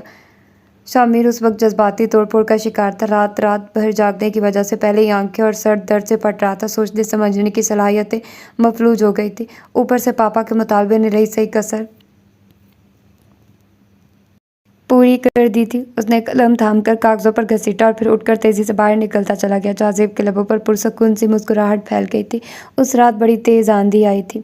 रात भर बादल गरजते बरसते रहे। सुबह बड़ी उजाड़ और वीरान थी। हर तरफ जर्द पत्ते, दरख्तों की टूटी शाखें और गुलाबी फूल बिखरे पड़े थे। सुबह डाकिया आया था और वो मौत का परवाना उसके हाथ में थमा गया। सुबह से शाम और शाम से रात हो गई थी। उसी रात को क्वार्टर मास्टर बशीर अहमद के घर सफ़े मातम बिछी थी और वो तीनों ही एक दूसरे से छुपकर रोते रहे थे। एक वो रात थी जब वो सारे खुदा बने उसके वजूद पर उंगलियां उठा रहे थे, उसे रुसवा कर रहे थे। बीबी का और उन डाकुओं का बड़ा गहरा ताल्लुक लगता था जी। और एक औरत दूसरी औरत पर गंदगी उछाल रही थी, गलाजत फेंक रही थी। शफक का दिल चाह रहा था कि उस झूठी का मुंह नोच ले और चीख चीख कर कहे कि ये औरत बकवास कर रही है, मगर वो कुछ भी नहीं कह पाई थी। वो तो सिर्फ शामिर को देख रही थी। ये आंखें, ये चेहरा शामिर का तो नहीं था, ये तो कोई और खड़ा था। नफरत और हकारत भरी निगाहों से उसकी तरफ देखता। वो उसका शौहर नहीं, एक फ़र्द था, आम सी सतही सोच रखने वाला मर्द। इस गलाजत की पोटली को यहाँ से ले जाओ, एक दूसरा फिरौन चीखा था और वो अंधी गहरी खाई में गिरती चली गई थी। और फिर बिल्कुल वैसी ही एक और रात उसकी ज़िंदगी में आई थी। उसकी कमर में दर्द था, बेतहाशा दर्द। उसे महसूस हो रहा था कि चंद मिनट मज़ीद खड़ी रही तो ज़रूर गिर जाएगी, मगर वो दर्द से बेहाल खड़ी रही। मुलाजिम उसे होल्ड करने का कहकर चला गया था। चंद पल मज़ीद से रखने के बाद दूसरी तरफ आवाज़ सुनाई दी। यह आवाज़ शामिर की नहीं थी। वो हलक में अटकते सांस को बमुश्किल बहाल करते बोल रही थी। खुदा गवाह है कि मैं झूठ नहीं बोल रही। मेरी सच्चाई की गवाही सिर्फ वही दे सकता है। तुम इंसानों से मुझे कोई उम्मीद नहीं। तुम लोग तो पैसे के बलबूते पर जिंदगियां खरीद लेते हो। मैं सिर्फ तुम्हें इतना बताना चाहती हूँ कि मेरा वजूद पाक है। मेरा बच्चा किसी का गुनाह नहीं, शामिर की जायज़ औलाद है। ये वक्त हर औरत पर बड़ा भारी होता है। मैं इस वक्त को गवाह बनाकर कह रही हूँ, और तुम भी जानते हो कि सच्चाई क्या है। मैं तुमसे भीख नहीं मांगूंगी, सिर्फ इतनी इल्तिजा है, मेरी कि एक दफ़ा सिर्फ आखिरी मर्तबा शामिर से मेरी बात करवा दो। दूसरी तरफ से बगैर कुछ कहे फ़ोन पटक दिया गया था और शफ़क़ की सारी हिम्मतें भी गोया टूट कर रह गई। और फिर जिस दिन उसने जुड़वा बेटों को जन्म दिया था उस दिन वो आखिरी मर्तबा जी भर कर रोई थी। फिर उसने फ़ैसला कर लिया था, कुछ पाने का फ़ैसला। ये ऐसा अज़म था जो उसके रास्ते की सारी कठिनाइयाँ मिटाता चला गया। अब वो अपने लिए नहीं, अपने बेटों के लिए जीना चाहती थी, उनके लिए कुछ करना चाहती थी, अपना एक मकाम बनाना चाहती थी। उसके इरादों की मजबूती ने उसके बूढ़े बाप को एक दफ़ा फिर ज़िंदा कर दिया था। वो एक दफ़ा फिर जी उठा था। जब खुदा से नाता जोड़ा तो सारे दर्द खुद ब खुद भूल गए थे। वो अपनी ज़िंदगी के उस भयानक बाप को हमेशा के लिए दफन कर चुकी थी। और फिर जिस दिन उसके वजूद पर खाकी यूनिफॉर्म सजा था वो दिन उनके लिए खुशियों की सौगात लेकर आया था। उसके बच्चे अब बड़े हो रहे थे, स्कूल जाने लगे थे। उसे भी ज़ीना बज़ीना तरक्कियाँ मिलती गई। फिर एक के बाद दीगरे अम्मा बाबा की वफ़ात ने उसे मज़ीद अपने ही खौल में मकीद कर दिया था। अस्पताल, घर, बच्चे, वो बेमानी जहरीली सोचों से बचाने के लिए खुद को मसरूफ़ रखती थी। खुर्रम की जॉब के बाद उसके तेवर बदले बदले से महसूस होने लगे थे। अब वो अपनी ज़िंदगी के साथ किसी भी किस्म का तजुर्बा करना नहीं चाहती थी। उसने कभी खुर्रम की हौसला अफजाई नहीं की थी, मगर खुर्रम की जज्बातियत उसे ज़हनी अजियत का शिकार कर देती थी। पहले खुर्रम और अब इस आने वाली फ़ोन कॉल ने ज़ख्मों पर से घुन उतार कर एक दफ़ा फिर उसे लहूलुहान कर दिया था। जनरल जाज़ेब के उस फ़ोन ने एक दफ़ा फिर उसकी नींदें उड़ा दी थी। क्या कुछ याद नहीं आया था? वो दर्द, वो कर्ब, वो अज़ियतें, वो लम्हे पल जो वो भुला देना चाहती थी मगर भुला नहीं पा रही थी। पिंडी CMH पोस्टिंग को अभी 9-10 माह ही हुए थे और वो सोच भी नहीं सकती थी कि वो शख्स एक दफ़ा फिर उसके सुकून को दरहम बरहम कर देगा। ये दूसरी रात थी उसे मुसलसल जागते हुए, आंखें इंतहाई सुर्ख और जहन बेहद बोझल था। नमाज फ़जर अदा करने के बाद वो लॉन में चली आई थी। वो अब कुछ भी सोचना नहीं चाहती थी, मगर सोचों पर पहरा बैठाना कितना मुश्किल काम था। क्या चाहता है वो मुझसे? वो थक हार कर कैन की कुर्सी पर बैठ गई।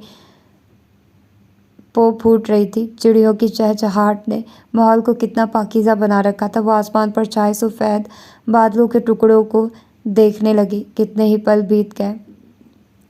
शाह खुर्शीद ने अपनी सोने जैसी किरणें धरती पर बिखेरी तो वो उठकर बच्चों के बेडरूम में आ गई। वो दोनों गहरी मीठी नींद के मज़े लूट रहे थे, इस बात से बेखबर कि उनकी माँ पर कितनी क़यामत बीती है, कैसी क़यामत बीती है। उसने आहत के बेड से नीचे लटकते कंबल को उठाकर अच्छी तरह उसके वजूद पर फैलाया और फिर एक टिक उनके नकुश देखने लगी। उसने कभी भी जी भरकर अपने बेटे को नहीं देखा था। वो दोनों 13.5 साल के हो रहे थे, बेहद सेहतमंद और कद काठ वाले। उनकी उठान बहुत अच्छी थी, अपनी उम्र से 2-3 साल बड़े ही लगते थे।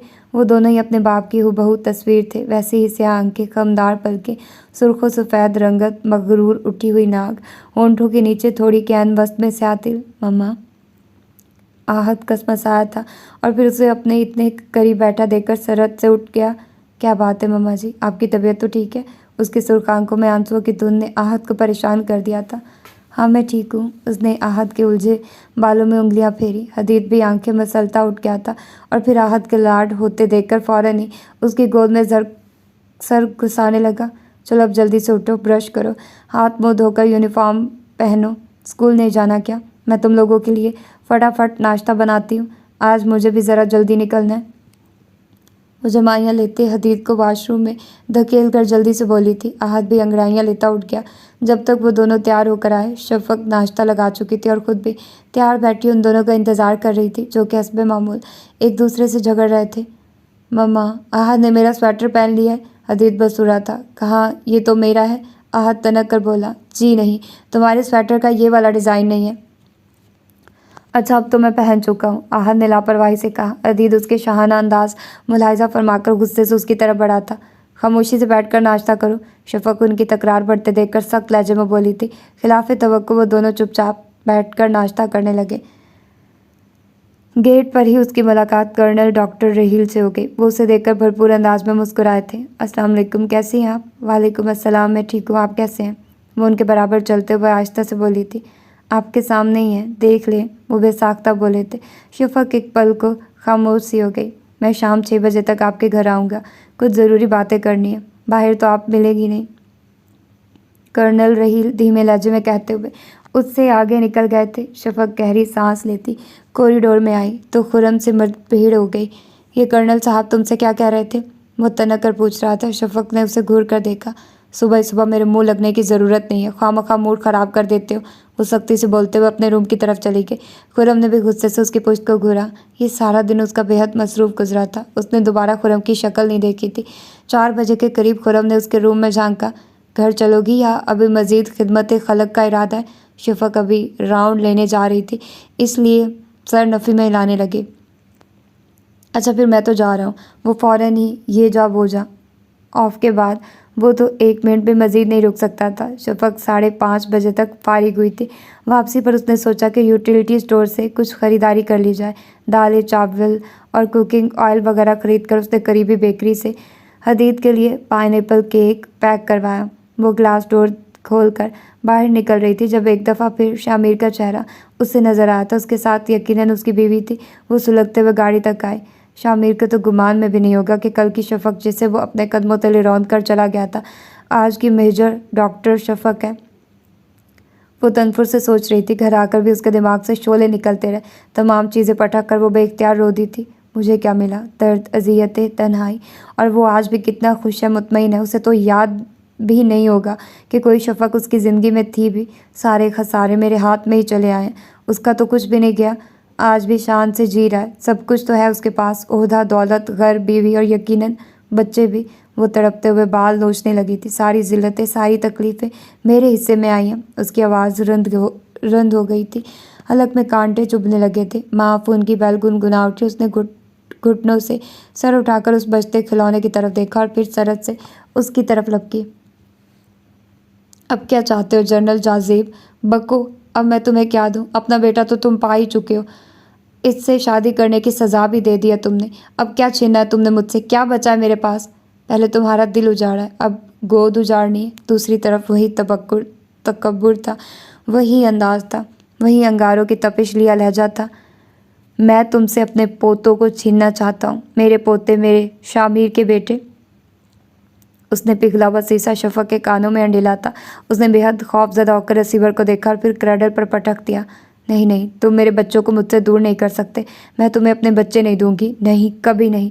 वो कानों पर हाथ रख के ज़ोर ज़ोर से चिल्ला रही थी। आहद और अदीद बैट फेंक कर अपनी माँ की तरफ लपके थे। मम्मा, मम्मा जान। वो दोनों भी उसके साथ रो रहे थे। कर्नल राहील उन तीनों को रोते चिल्लाते देखकर सरहद से आगे बढ़े। वो अभी अभी आए थे। अंदर से आने वाले उस नामनूस शोर ने उन्हें बेहद परेशान कर दिया था। जो ही उन्होंने लाउंज में कदम रखा था, शफक अपने बेटों के बाजुओं में झूल गई थी। वो दोनों खौफजदा नज़रों से अपनी माँ की तरफ देख रहे थे। अंकल, हमारी मम्मा। कर्नल राहील ने उन दोनों को दिलासा देकर खामोश रहने का कहा और फिर आहद के साथ मिलकर शफक को बिस्तर पर डाला। शफक ने आंखें खोल दी थी, मगर उसकी ज़हनी हालत कुछ बेहतर नहीं थी। वो उठते ही आहद और हदीद को पुकारने लगी थी। मम्मा, हम आपके पास हैं। कर्नल राहील के कहने पर वो दोनों अपनी माँ के दाएं बाएं बैठ गए थे। शायद शफक को भी यही इत्मीनान चाहिए था। वो उन दोनों का हाथ थाम कर कदरे पुरसुकून हो गई थी। कर्नल राहील ने उसे 1 हफ्ते की छुट्टी दे दी थी ताकि वो आराम कर सके। वो शफक के लिए अपने दिल में नरम गोशा महसूस कर रहे थे। उन्हें शफक से अजीब सी अपनायत का एहसास होता था जिसे वो अभी तक कोई नाम नहीं दे रहे थे। वो शफक को 2-3 सालों से जानते थे। वो उन्हें पहले ही दिन ही बहुत अच्छी और अपनी अपनी सी लगी थी। ये अपनायत वक्त गुजरने के साथ बढ़ी थी। आज उन्होंने बहुत हिम्मत करके एक फ़ैसला किया था। अपनी महबूब बीवी की वफ़ात के बाद उन्होंने शादी ना करने का अज़म कर रखा था, मगर अब उन्हें अपनी ज़िंदगी में कुछ कमी सी महसूस होने लगी थी। वो उदास उदास आंखों वाली शफक की ज़िंदगी में कुछ रंग भर देना चाहते थे। वो उसे बताना चाहते थे कि ज़िंदगी इतनी भी बुरी शय नहीं है। ऐसा कौन सा गम था जो उसने अपनी जान के साथ लगा रखा था? वो उसे खोजने के लिए निकले थे और ख़ुद को खो बैठे। वो सारी रात बच्चों के पास रहे थे। जो फैसला एक अरसे से नहीं हो पा रहा था, चंद लम्हों में हो गया। अब वो उसकी मुकम्मल सेहतयाबी के इंतज़ार में थे। कर्नल राहील उसका दर्द बांटना चाहते थे, शफक को उस कर्ब से निकालना चाहते थे। उनकी ये कोशिश बेकार नहीं गई थी। दूसरे दिन वो उसकी तबीयत पूछने के लिए आए तो वो खुद ही जैसे किसी कंधे की मुंतज़िर बैठे थे। उन्होंने कैप्टन खुरम को उसके घर से गुस्से की हालत में निकलते देखा था। वो हैरान नहीं थे, जानते थे खुरम शफक का मामूज़ाद भाई है। अलबत्ता उसके चेहरे पर फैले तासुरात ने उन्हें काफ़ी हैरान किया था। पहले अजाब कौन सा कम थे जो ये खुरम भी सताने लगा है। वो फ़ोन पर किसी से बात कर रही थी। ममानी जान, उसे समझाएं आप, क्यों पागल बन रहा है? क्यों मेरी परेशानियों को मज़ीद नहीं समझता? उसके आंसू बहने लगे थे। सर को एक हाथ से दबाते हुए वो टूटे लहजे में कह रही थी, अभी तक उसका बचपना नहीं गया। आपने भी तो लाड उठा उठाकर बिल्कुल ही ज़िद्दी बना दिया उसे। आज मैंने ठीक ठाक खिंचाई की है उसकी, उम्मीद तो है समझ गया होगा। कर्नल राहील को देखकर उसने फ़ोन कॉल मुख्तसिर करके गुफ्तगू को समेट दिया था और फिर उनके पूछने पर जैसे वो फट पड़ी थी। आंसुओं के दरमियान उसने किताबे ज़िंदगी का वो सफ़ा खोल कर सुनाया था। वो गुमसुम से उस नाजुक औरत को देख रहे थे जिस पर न जाने कितने ही पहाड़ टूटे थे और वो फिर भी बड़े हौसले से जी रही थी। खुर्रम कहता है कि मैं उससे शादी कर लूँ। पागल है वो, मैं भला उसे क्या दे सकती हूँ? क्या है मेरे पास उसे देने के लिए? उसने तो अभी ज़िंदगी की शुरुआत करनी है, जबकि मैं तो ज़िंदगी को बरत चुकी हूँ। मेरे पास सिवाय परेशानियों के कुछ नहीं। वो जैसे थक कर गहरे गहरे सांस ले रही थी। उन्होंने आगे बढ़कर गिलास में पानी अंडेला और उनके लबों से लगा दिया। वो काफ़ी देर उसे तसल्लियाँ देते रहे थे, उसका हौसला बढ़ाते रहे। और शफ़क़ बच्ची तो नहीं थी कि उनकी आंखों में छुपे नरम गरम जज्बों को महसूस न करती। मर्द औरत के गिर्द अपनी मोहब्बत का दायरा बनाकर उसे छोड़ देता है और वो सारी ज़िंदगी उसी दायरे के अंदर चकराती रहती है, मगर बाहर नहीं निकलती। इसलिए कि वो बाहर निकलना ही नहीं चाहती, जबकि मर्द की मोहब्बतें तो बदलती रहती हैं। वो जैसे किसी गहरी खाई से बोल रही थी। कर्नल रहील कुछ देर मज़ीद बैठे थे और फिर चले गए। एक हफ्ते बाद वो दोबारा से ड्यूटी पर जाना शुरू हो गई थी। उसी दौरान जनरल जाजेब साहब का फ़ोन नहीं आया था। उस दिन वो अस्पताल से वापसी पर कर्नल रहील के घर चली गई थी। वो उसे देखकर बेहद हैरान हुए थे और खुश भी। हमारे गरीब खाने को कैसे रौनक बख्श दिया आज। वो खुश दिली से मुस्कुराए थे, जबकि शफ़क़ मुस्कुरा भी न सकी। उन्होंने चाय के साथ ढेरों लवाजमात भी मंगवाए थे। शफ़क़ चाय की प्याली पकड़कर चंद पल सोचती रही। मुझे आपसे एक बात करना है। आप एक नहीं 100 बातें कर ले। उन्होंने केक पीस उठाते हुए नरमी से कहा। दरअसल मैं रिटायरमेंट लेना चाहती हूँ। व्हाट? उन्हें शौक लगा था। हाथ में पकड़ा कप उन्होंने मेज़ पर रख दिया। असल में मैं चाहती हूँ कि अपने आबाई शहर चली जाओ। कम से कम कोई डर कोई खदशा तो ना होगा, बच्चे भी डिस्टर्ब नहीं होंगे। एक फ़ोन कॉल से घबराकर आप अपना करियर तबाह करना चाहती हैं? वो नहायत अफसोस से बोले थे। इसने आपको धमकाया और आप खौफज़दा हो गए? बहुत हैरत हो रही है मुझे आपके इस फैसले को सुनकर, यानी कि हद ही हो गई। आप नहीं जानते कि उनके हाथ कितने लंबे हैं, वो कुछ भी कर सकते हैं। पहले मुझे ये इत्मीनान था कि चलो उन्हें मुझसे और मेरे बच्चों से कोई दिलचस्पी नहीं और ना ही वो मेरे बेटों से कोई ताल्लुक़ रखना चाहते हैं, मगर अब जबकि वो मुझे वाज़ेह धमकी दे रहे हैं तो मुझे उससे बेहतर कोई हल नहीं लगा कि मैं फ़ौरन से पेशतर किसी कोने में छुप जाऊँ। अगर वो लोग वहाँ भी पहुँच गए तो फिर कहाँ जाएंगी आप? कर्नल रहील के कहने पर वो लब काट कर खामोश हो गई। खातून, मैं तो आपको अच्छा खासा समझदार समझता था, मगर आप तो माशाल्लाह से इतनी बहादुर और बाहौसला होकर इस मकाम पर ऐसी कमज़ोरी दिखा रही हैं। आपको तो चाहिए था कि उनको मुंह तोड़ जवाब देती। आपने उन्हें साहब आपका फ़ोन है। मुलाजिम के कहने पर वो उससे माजरत करते फ़ोन सुनने के लिए चले गए थे। उसी पल लाउंज का दरवाज़ा खुला था। वो सामने लगी खूबसूरत सी पेंटिंग को बगौर देख रही थी। कदरे रुख मोड़कर उसने अंदर आती शख्सियत को देखा और फिर जैसे ज़मानो मकाम भूल गए। वक्त की सुइयां गोया थम चुकी थी। मुकाबिल के तासुरात भी कमोबेश ऐसे ही थे। शामिर के वहमो गुमान में भी नहीं था कि राहिल के घर वो पूरे 14 बरस बाद उस चेहरे को देखेगा जो कभी भी एक पल के लिए भी उसकी निगाहों के सामने से हटा नहीं था। वो एक टिक उसे देखे जा रहा था। शफ़क़ एकदम अपनी जगह से उठी थी और फिर तेज़ी से उसके करीब से गुजरकर अंदरूनी दरवाज़ा अबूर कर गई। उसका दिमाग सुनसना रहा था। आंखों के सामने तारे नाच रहे थे। शामिर के वजूद में भी हरकत हुई थी। वो तकरीबन भागता हुआ उसके पीछे आया था। शाफ़ी, शफ़क़, वो उसे आवाज़ें दे रहा था, बुला रहा था। शफ़क़ ने कानों पर हाथ रख लिए। शामिर तेज़ी से उसके सामने आ खड़ा हुआ था। उसकी सांस फूल रही थी, चेहरा सुर्ख था और होंठ कँपकँपा रहे थे। शाफ़ी, तुम कहाँ चली गई थी? मैंने तुम्हें कहाँ कहाँ नहीं ढूंढा। शफ़क़ के अंदर आग लगी हुई थी। आंखों से चिंगारियां निकल रही थी। वो उससे कलाम तो क्या देखना भी नहीं चाहती थी उसकी तरफ, जबकि वो उसके ऐन सामने रास्ता रोके खड़ा था।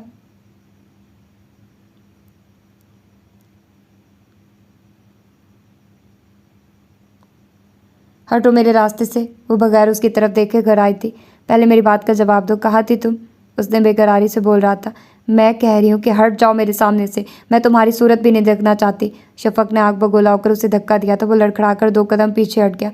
मैंने इतनी कोशिश की थी तुमसे रब्ता करने की, बच्चों को खर्चा देने की, मगर जलील बेगैरत किन बच्चों की बात कर रहे हो? नहीं है वो तुम्हारे बच्चे। अपनी नापाक ज़बान से उनका नाम भी मत लेना। शफ़क़ की आंखों के सामने अंधेरा छा रहा था। वो बामुश्किल अपने टूटे बिखरे वजूद को समेटते हुए वहाँ से निकली थी। कर्नल रहील शफ़क़ को ना पाकर परेशानी के आलम में बाहर निकले थे। जब सुर्ख पत्थरों की रविश पर खड़े शामिर को देखकर हैरान रह गए। शामिर, तुम अंदर आओ, यहाँ क्यों खड़े हो? वो बेख्याली में चलता हुआ उनके हमरा लाउंज में आ गया था। ये शफ़क़ यहाँ, मेरा मतलब है। गहरा इज़्तिराब उसकी आंखों में अलकोरे ले रहा था। लाशौरी तौर पर वो बार बार बैरूनी गेट की तरफ देख रहा था। कर्नल रहील को कुछ गैर मामूलीपन का एहसास हुआ और फिर जैसे क्लिक के साथ उनके जहन में जो माका हुआ था, बहुत ही गैर वाजिब चीज़ें सामने आई थी। शामिर, तुम और शफक, ओह माय गॉड! वो किसी गहरे दुख और सदमे के ज़ेरे असर बोले थे। उनके दिल में तनफुर की तेज़ लहर उठी थी। इस इतने हसीन चेहरे के पीछे इतनी बदसूरतियाँ, उनका ज़हन उस हकीकत को कबूल नहीं कर पा रहा था। शामिर के पास कोई अल्फाज का ज़ख़ीरा ख़त्म हो गया था। वो गुमसुम सा बेख्तियार उठा और फिर तेज़ी से बाहर निकलता चला गया। कर्नल राहिल उसे रोक भी नहीं पाए थे। उस कमीने ने मुझे मुखातिब करने की जुर्रत कैसे की? शफ़क़ का दिमाग खौल रहा था। उसने बिलावजह ही बच्चों को भी डांटा था। किचन में आकर कितने ही बर्तन आज उसने तोड़े थे। बच्चे भी कदरे सहम से गए थे। खाना भी उसी हालत में जैसे तैसे पकाया। बच्चों को खाना खिलाकर और दूध पी देकर हमेशा की तरह उनके पास बैठने की बजाय वो अपने कमरे में आ गई थी। 9 बजे कर्नल राहिल का फ़ोन आ गया था। कैसी हैं शफ़क़ आप? वो सोच सकते थे कि शफ़क़ की क्या हालत हुई होगी, इसीलिए कदरे ताख़ीर से फ़ोन किया था। शफ़क़ इस दौरान खुद को संभाल चुकी थी, इसलिए नॉर्मल लहजे में उनसे बात करने लगी थी। मुझे ये बात समझ में नहीं आई कि अब इन बातों का क्या मकसद है। कौन सा नया ड्रामा करना चाहते हैं ये लोग मेरे साथ? कर्नल राहिल की हमदर्द फितरत और खलूस ही था जो वो अपनी हर बात उनसे शेयर करने लगी थी। अगर उसने बच्चों के लिए अदालत में केस किया तो मैं भी उसके खिलाफ स्टैंड लूँगी, वो रोते हुए कह रही थी। बच्चों के बालिग होने तक तो कोई भी अदालत आपसे बच्चे नहीं छीन सकती। इसके बाद बच्चे खुद फैसला करेंगे कि उन्होंने किसके पास रहना है। बच्चे सिर्फ़ और सिर्फ मेरे हैं। वो मेरे पास रहेंगे, मेरा इंतखाब करेंगे। वो ऐसे बाप पर थूकेंगे भी नहीं, उसने बड़े दावे के साथ कहा था। और फिर 4 दिन बाद उसका ये दावा उसका मुंह चिढ़ा रहा था। जाज़ेब एक दफ़ा फिर जीत गया था। शफ़क़ ने एक मरतबा फिर उसके हाथों बुरी तरह शिकस्त खाई थी। उस शाम एक दफ़ा फिर उसके ज़ख़म दिल पर आंधियाँ चल गई थी। एक दफ़ा फिर वो पूरे कद के साथ ज़मीन पर गिरी थी। एक दफ़ा फिर उसके अंदर सफ़े मातम बिछ गई।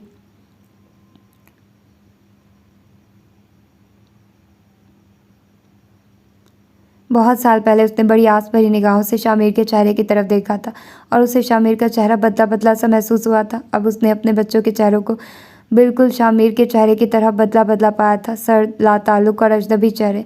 आप हमारी माँ नहीं हैं, आप तो डाइन है, डाइन, जिसने हमें हमारी मम्मी पापा से जुदा कर दिया। आखिर कौन सा जुर्म किया था हमने? बताएं, बोलें। वो दोनों चिल्ला चिल्ला कर कह रहे थे। मैं तुम्हारी माँ नहीं हूँ तो फिर कौन है तुम्हारी माँ? वो खूनखार लहजे में कहती हुई आगे बढ़ी थी। माँ, हाँ अम्मी। उसके सर पर गोया आसमान आन गिरा था। वो फटी फटी निगाहों से अपने बेटों को देखती रह गई। क्या कहा? माँ? हाँ। उसने आहत के मुंह पर थप्पड़ दे मारा था। हाँ, माँ है हमारी माँ। आप तो डॉक्टर थी, मसीहा थी, फिर क्यों कर आपने हमारी माँ के साथ ये जुल्म किया? क्यों हमें उनसे दूर कर दिया? किस जज्बे की तस्कीन करती रही आप अब तक? वो रोते हुए कह रहा था जबकि शफ़क़ का दिल बंद होने लगा था। वो कानों पर हाथ रख के बैठती चली गई। नहीं मौला, अब नहीं, अब नहीं जीना मेरे अल्लाह। बस अब आज़ाद करते ज़िंदगी के इस बोझ से। 20 दिन वो होशो खर्च से बेगाना रही थी।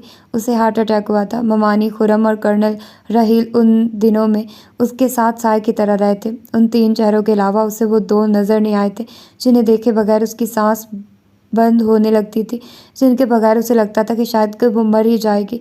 मगर वो मरी नहीं थी, वो जिंदा थी, सांस ले रही थी। बस जिंदगी उसके अंदर मर चुकी थी। उसकी आंखों की चमक मफकूद थी और उम्मीद का आखिरी दिया भी बुझ गया था। और फिर लोगों ने मेजर डॉक्टर शफ़क़ अहमद को एन करियर के अरूज में इस्तीफ़ा देते देखा।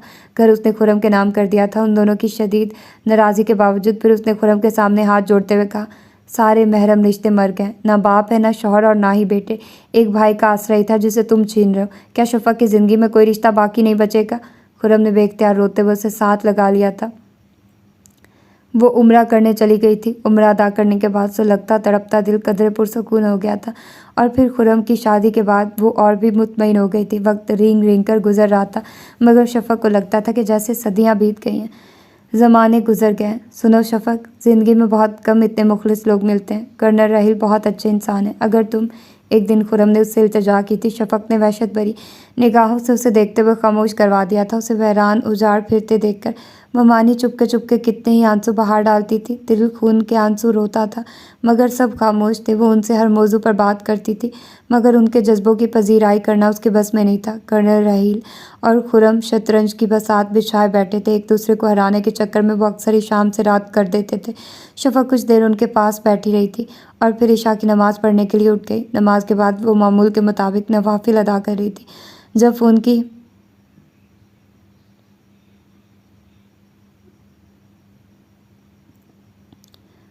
जब फ़ोन की बेल बजी और फिर बजती चली गई, उसने सलाम फेर कर रिसीवर उठाया। दूसरी तरफ आहत था उसका बेटा, वो रो रहा था और उससे मिलने के लिए बेचैन था। उसने बगैर कुछ कहे फ़ोन रख दिया और एक दफ़ा फिर नफल पढ़ने के लिए नियत मान ली। वो सारी रात इबादत करती रही थी और सारी रात फ़ोन भी बजता रहा। उसने तहज्जुद पढ़ी, अपने लिए दुआ की, अपने बच्चों के लिए दुआ की और फिर फ़ोन स्टैंड की तरफ आई। अभी वो कुछ बोलना ही चाह रही थी कि दूसरी तरफ से एक गड़गड़ाती आवाज़ सुनाई दी। वो पहचान नहीं सकी थी कि दूसरी तरफ कौन है। उसने बहुत सोचने की कोशिश की मगर उस लकनतज़दा लहजे को पहचान नहीं पाई थी। मैं माफ़ी मांग तुमसे, मैं बहुत दर्द, हाय। टूटे लफ्ज़, टूटा लहजा। शफ़क़ का दिमाग साए-साए कर रहा था। उसने रिसीवर मजबूती से पकड़ा। उसी पर रिसीवर किसी और हाथ में मुंतकिल हुआ। मैडम, मैं डॉक्टर आलियान बात कर रहा हूँ। जस्टिस शर्जील मेरे पेशेंट है और उनकी हालत काफ़ी नाजुक है और ये बार बार इल्तिजा कर रहे थे कि मैं आपसे उनकी बात करवाऊँ। उनकी बेगम बड़ी मुश्किल से आपका नंबर लेकर आई हैं। दरअसल चंद दिन पहले एक हादसे में उनकी बेटी का इंतकाल हो गया है। शदीद ज़हनी सदमे की वजह से उनकी ज़बान और दायां हिस्सा मुतासिर हुआ है। प्लीज़ आप उनकी बात सुन लें। डॉक्टर आलियान नहायत शाइस्तगी से कह रहा था। एक दफ़ा फिर रिसीवर उसके कान से लगा दिया गया था। उनकी अजीबोगरीब भयानक आवाज़ें उसकी समाअतों में उतर रही थी। तो क्या माहा मर गई? शफ़क़ ने रिसीवर क्रैडल पर रखते हुए आज़र्दगी से सोचा था। फजर की अज़ानें हो रही थी जब खुरम ने उसके कमरे का दरवाज़ा पीट डाला। वो तेज़ी से उठकर दरवाजे तक आई। खुरम यूनिफॉर्म में था और अभी अभी शायद ड्यूटी से आया था। क्या बात है खुरम?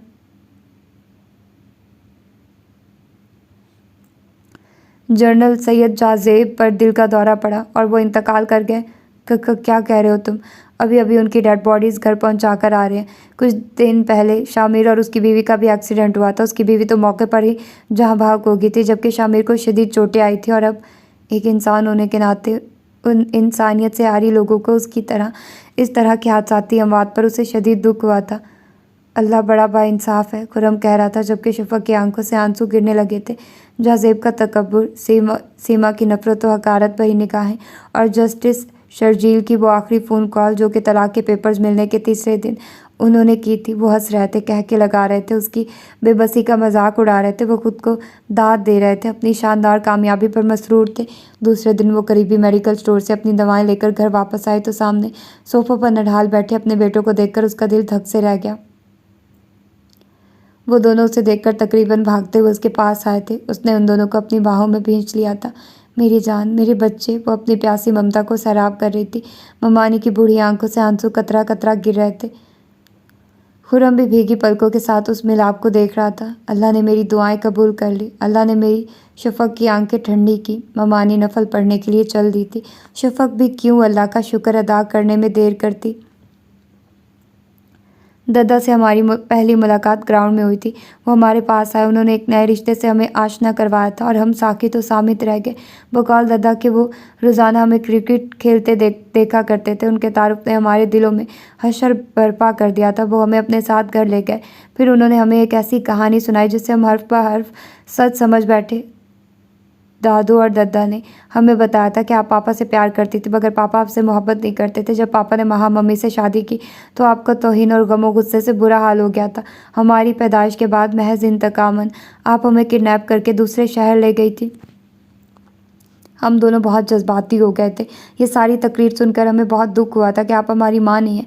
मैंने दद्दा के कहने पर आपसे बदतमीज़ी की थी। दद्दा बहुत खुश थे। फिर रात को हम अपने पापा से मिले थे और मम्मा, उन्होंने हमें इतना प्यार किया कि हम दोनों मज़ीद आपसे मुतनफ़िर हो गए। जब महा मम्मी हमसे मिली तो उनका अंदाज़ बेहद अजीब था, जैसे वो हमारी आमद से नाखुश हों।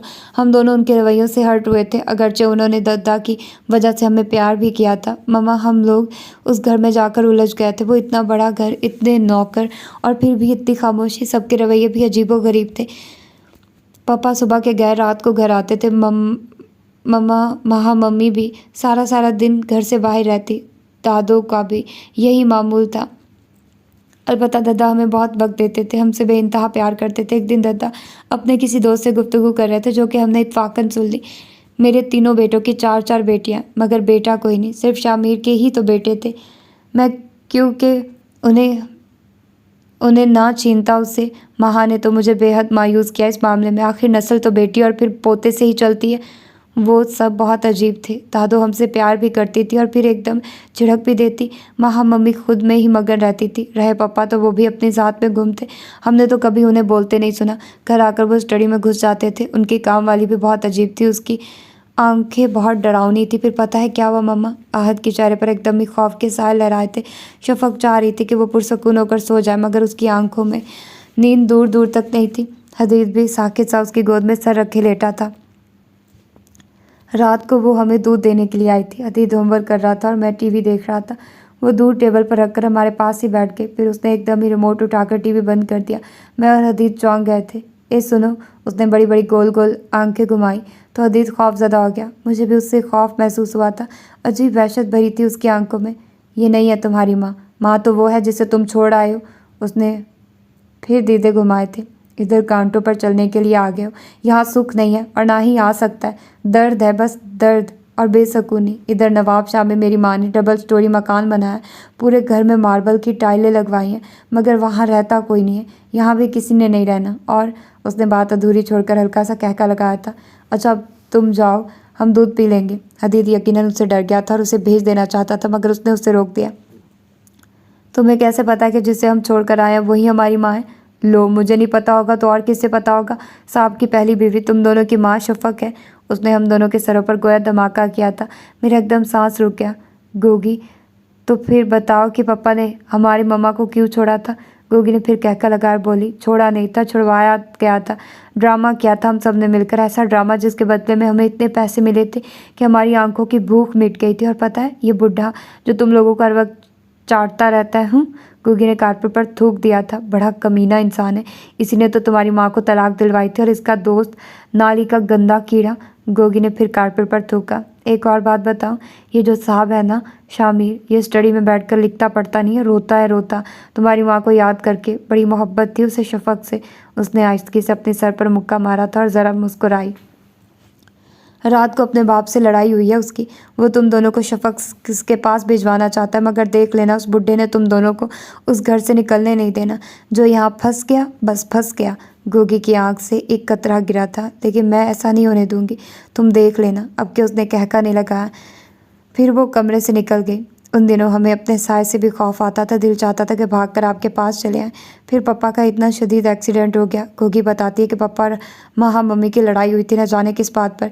वो ये भी बताती है कि पापा ने जानबूझकर गाड़ी ट्रॉलर से टकराई थी। मम्मा, आपको पता है कि जब पापा हमें यहाँ छोड़ने के लिए आए तो उन्होंने क्या कहा था? हदीद दोनों हाथों के प्याले में उसका चेहरा लेकर बोला था। उन्होंने कहा था कि अपनी माँ को कभी भी तन्हा मत होने देना। उसने बहुत अरसा तन्हाई का जहर पिया है, और हो सके तो उससे कहना कि इस गुनाहगार को माफ़ कर दे। मम्मा, मेरे पापा भी तो तन्हा हो गया है ना? वो आंखें रगड़ता मासूमियत से बोला था। शफक के दिल पर जैसे घून सा पड़ा। ये तन्हाई उसने खुद अपने लिए पसंद की है, ये अजाब उसने खुद खरीदे। शफक ने अजियत से सोचा। उन दोनों को सुलाने के बाद वो आहिस्तगी से दरवाज़ा भीड़कर बाहर आ गई थी। अपने कमरे में आकर उसने दराज खोली। उसमें एक खाकी लिफाफा था। वो दोनों हाथों में उस लिफाफे को लेकर कितने ही पल गुमसुम सी बैठी रही। फिर लिफाफा चाक करके उसने एक कागज़ निकाला था। क्या कहूँ कि इस सफ़र ने जितना तुम्हें थकाया उतना ही मुझे भी। समझ में नहीं आता कि क्या लिखूं। बस इतना कहूँगा कि मेरे बेटों को जिन रंगों से आशनाई तुमने करवाई है वो कितने खूबसूरत रंग हैं, मासूमियत, सच्चाई और पाकीज़गी के पैकर। अगर ज़रा बराबर भी मैं अपने बेटों के काबिल ख़ुद को समझता तो शायद हमेशा के लिए तुम्हारे हवाले उन्हें करने पर मेरा दिल रजामंद ना होता। मगर क्या है कि मैं खुद को इन मासूम फरिश्तों के काबिल नहीं समझता। मैं इनके काबिल हूँ भी नहीं। तुम मेरा सामना करना नहीं चाहती और मैं तुमसे नज़र मिलाकर बात नहीं कर सकता। इतने फासले हैं हमारे दरमियान कि चाह कर भी करीब नहीं आ सकते। कल रहील मुझसे कह रहा था कि तुमने एक हीरे को पत्थर बना दिया। क्या बताता उसे कि जनू की इस राह ने मेरे सारे रास्ते खोटे कर दिए थे। जब तक ये तहरीर तुम तक पहुंचेगी मैं तुम्हारी दुनिया से दूर, बहुत दूर होऊंगा। हो सके तो अपने मुजरिम को माफ़ कर देना। और हाँ, एक और बात कहना थी। शामिर का बाप बुरा हो सकता है, उसकी माँ बुरी हो सकती है, शामिर खुद बुरा हो सकता है, मगर आहद और हदीद की माँ बुरी नहीं हो सकती। शफक कितनी ही देर उस तहरीर पर निगाहें जमाई बैठी रही थी, यहाँ तक कि उसकी आंखों से सैलाब जारी हो गया। 14 बरस से चुभने वाला कांटा, अजियत देने वाली फांस चुपके से निकल गई थी। जलते बलते दिल पर गोया फवार सी पड़ी थी। वो सारी रात जागती रही थी, एक पल को भी ना सो सकी। मुअज्जिन ने अल्लाहु अकबर की सदा बुलंद की तो वो कंबल हटाकर उठ बैठी। अब वो वज़ू कर रही थी। फिर उसने जाए नमाज़ बिछाई और रब कायनात के सामने सर झुका दिया। जनू की उस राह पर चलते चलते उसने बहुत कुछ खोया था, मगर फिर भी अपने रब की शुक्रगुजार थी कि उसने उसे खाली दामन नहीं रखा, बल्कि बहुत सी खुशियों से उसके दामन को भर दिया है। उन 2 रोशन सितारों के हमरा बाकी का सफ़र बहुत खुशगवार गुजरना था। उसे बहुत पहले पढ़ी जाने वाली नज़म याद आ रही थी। गहरी खाइयाँ, काली रात, जनू की राह, गुप्त अंधेरा, जुगनू ना सवेरा, चंदा ना बादल, घुंघरू ना पायल, धूप ना रूप, काली रात, गहरा सुकूत, लंबा सफ़र, साया न शजर, ये कौन सा नगर, ये कौन सा जहाँ, ये क्या इम्तिहान, ए दिल तू ही बता, ये कैसा है सफ़र और ये कौन सी है राह, ये जनू की राह, हाँ जनू की राह। ओह माय गॉड, मैंने ये एक्सपेक्ट नहीं किया था कि इसकी ऐसी एंडिंग होगी, sad ending. Oh my God, मेरा दिल तो पहले बहुत दुखी है, ऊपर से ऐसी एंडिंग्स मेरे को और दुखी कर देती हैं। तो यार क्या कहें, किसका कसूर कहें।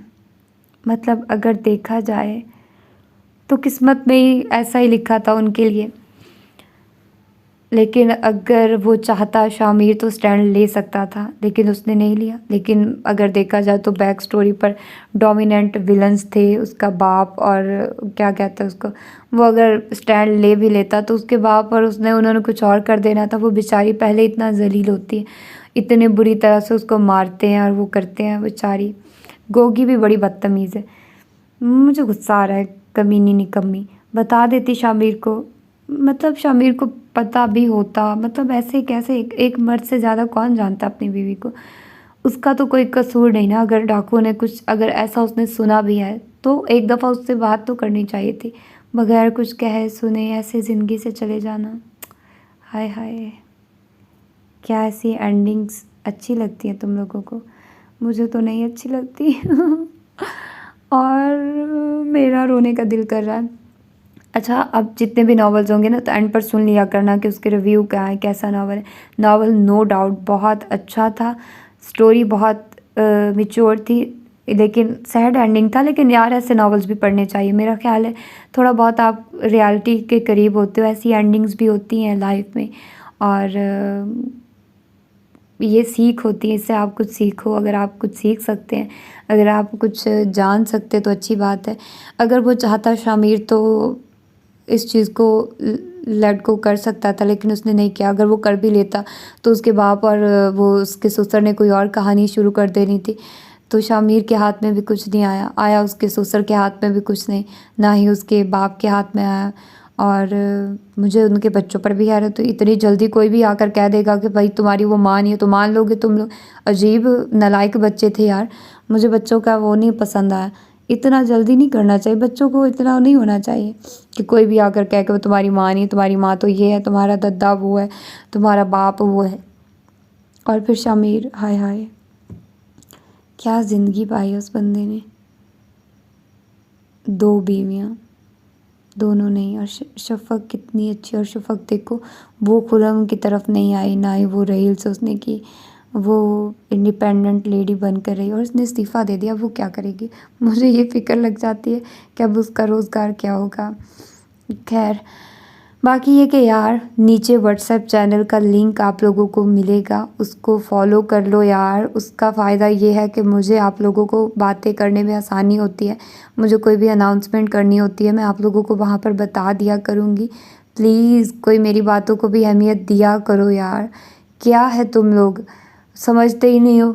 और ये कि शॉर्ट नॉवेल्स मैं कोशिश करूँगी कि अपलोड किया करूँ, लेकिन यार बहुत टाइम टेकिंग है ये, मुझसे अब रिकॉर्डिंग नहीं होती। मैं सोच रही हूँ किसी को हायर कर लूँ रिकॉर्डिंग के लिए, शॉर्ट नॉवेल्स के लिए, लेकिन मुझे किसी की पसंद नहीं आती वॉइस। जब मैं सेटिस्फाइड नहीं होती तो मैं फिर कैसे आप लोगों के लिए ऐसी वॉइस चूज़ करूँ जिसमें मुझे खुद मज़ा नहीं आ रहा सुनने में। यार गलतियाँ एक अलग बात है, मैं भी शुरू से परफेक्ट नहीं थी, लेकिन फिर भी अब मैं नहीं चाहती कि आप लोगों को कोई ऐसी आवाज़ में नॉवल सुनाऊँ जो अच्छा नहीं पढ़ते हैं या उनकी आवाज़ में मज़ा नहीं आता। तो ये मैटर करता है ना चीज़ें।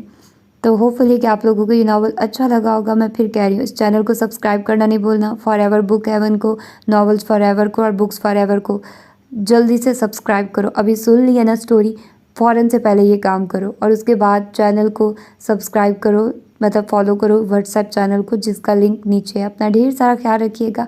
मिलते हैं किसी और अच्छे से नावल में। अल्लाह हाफिज़।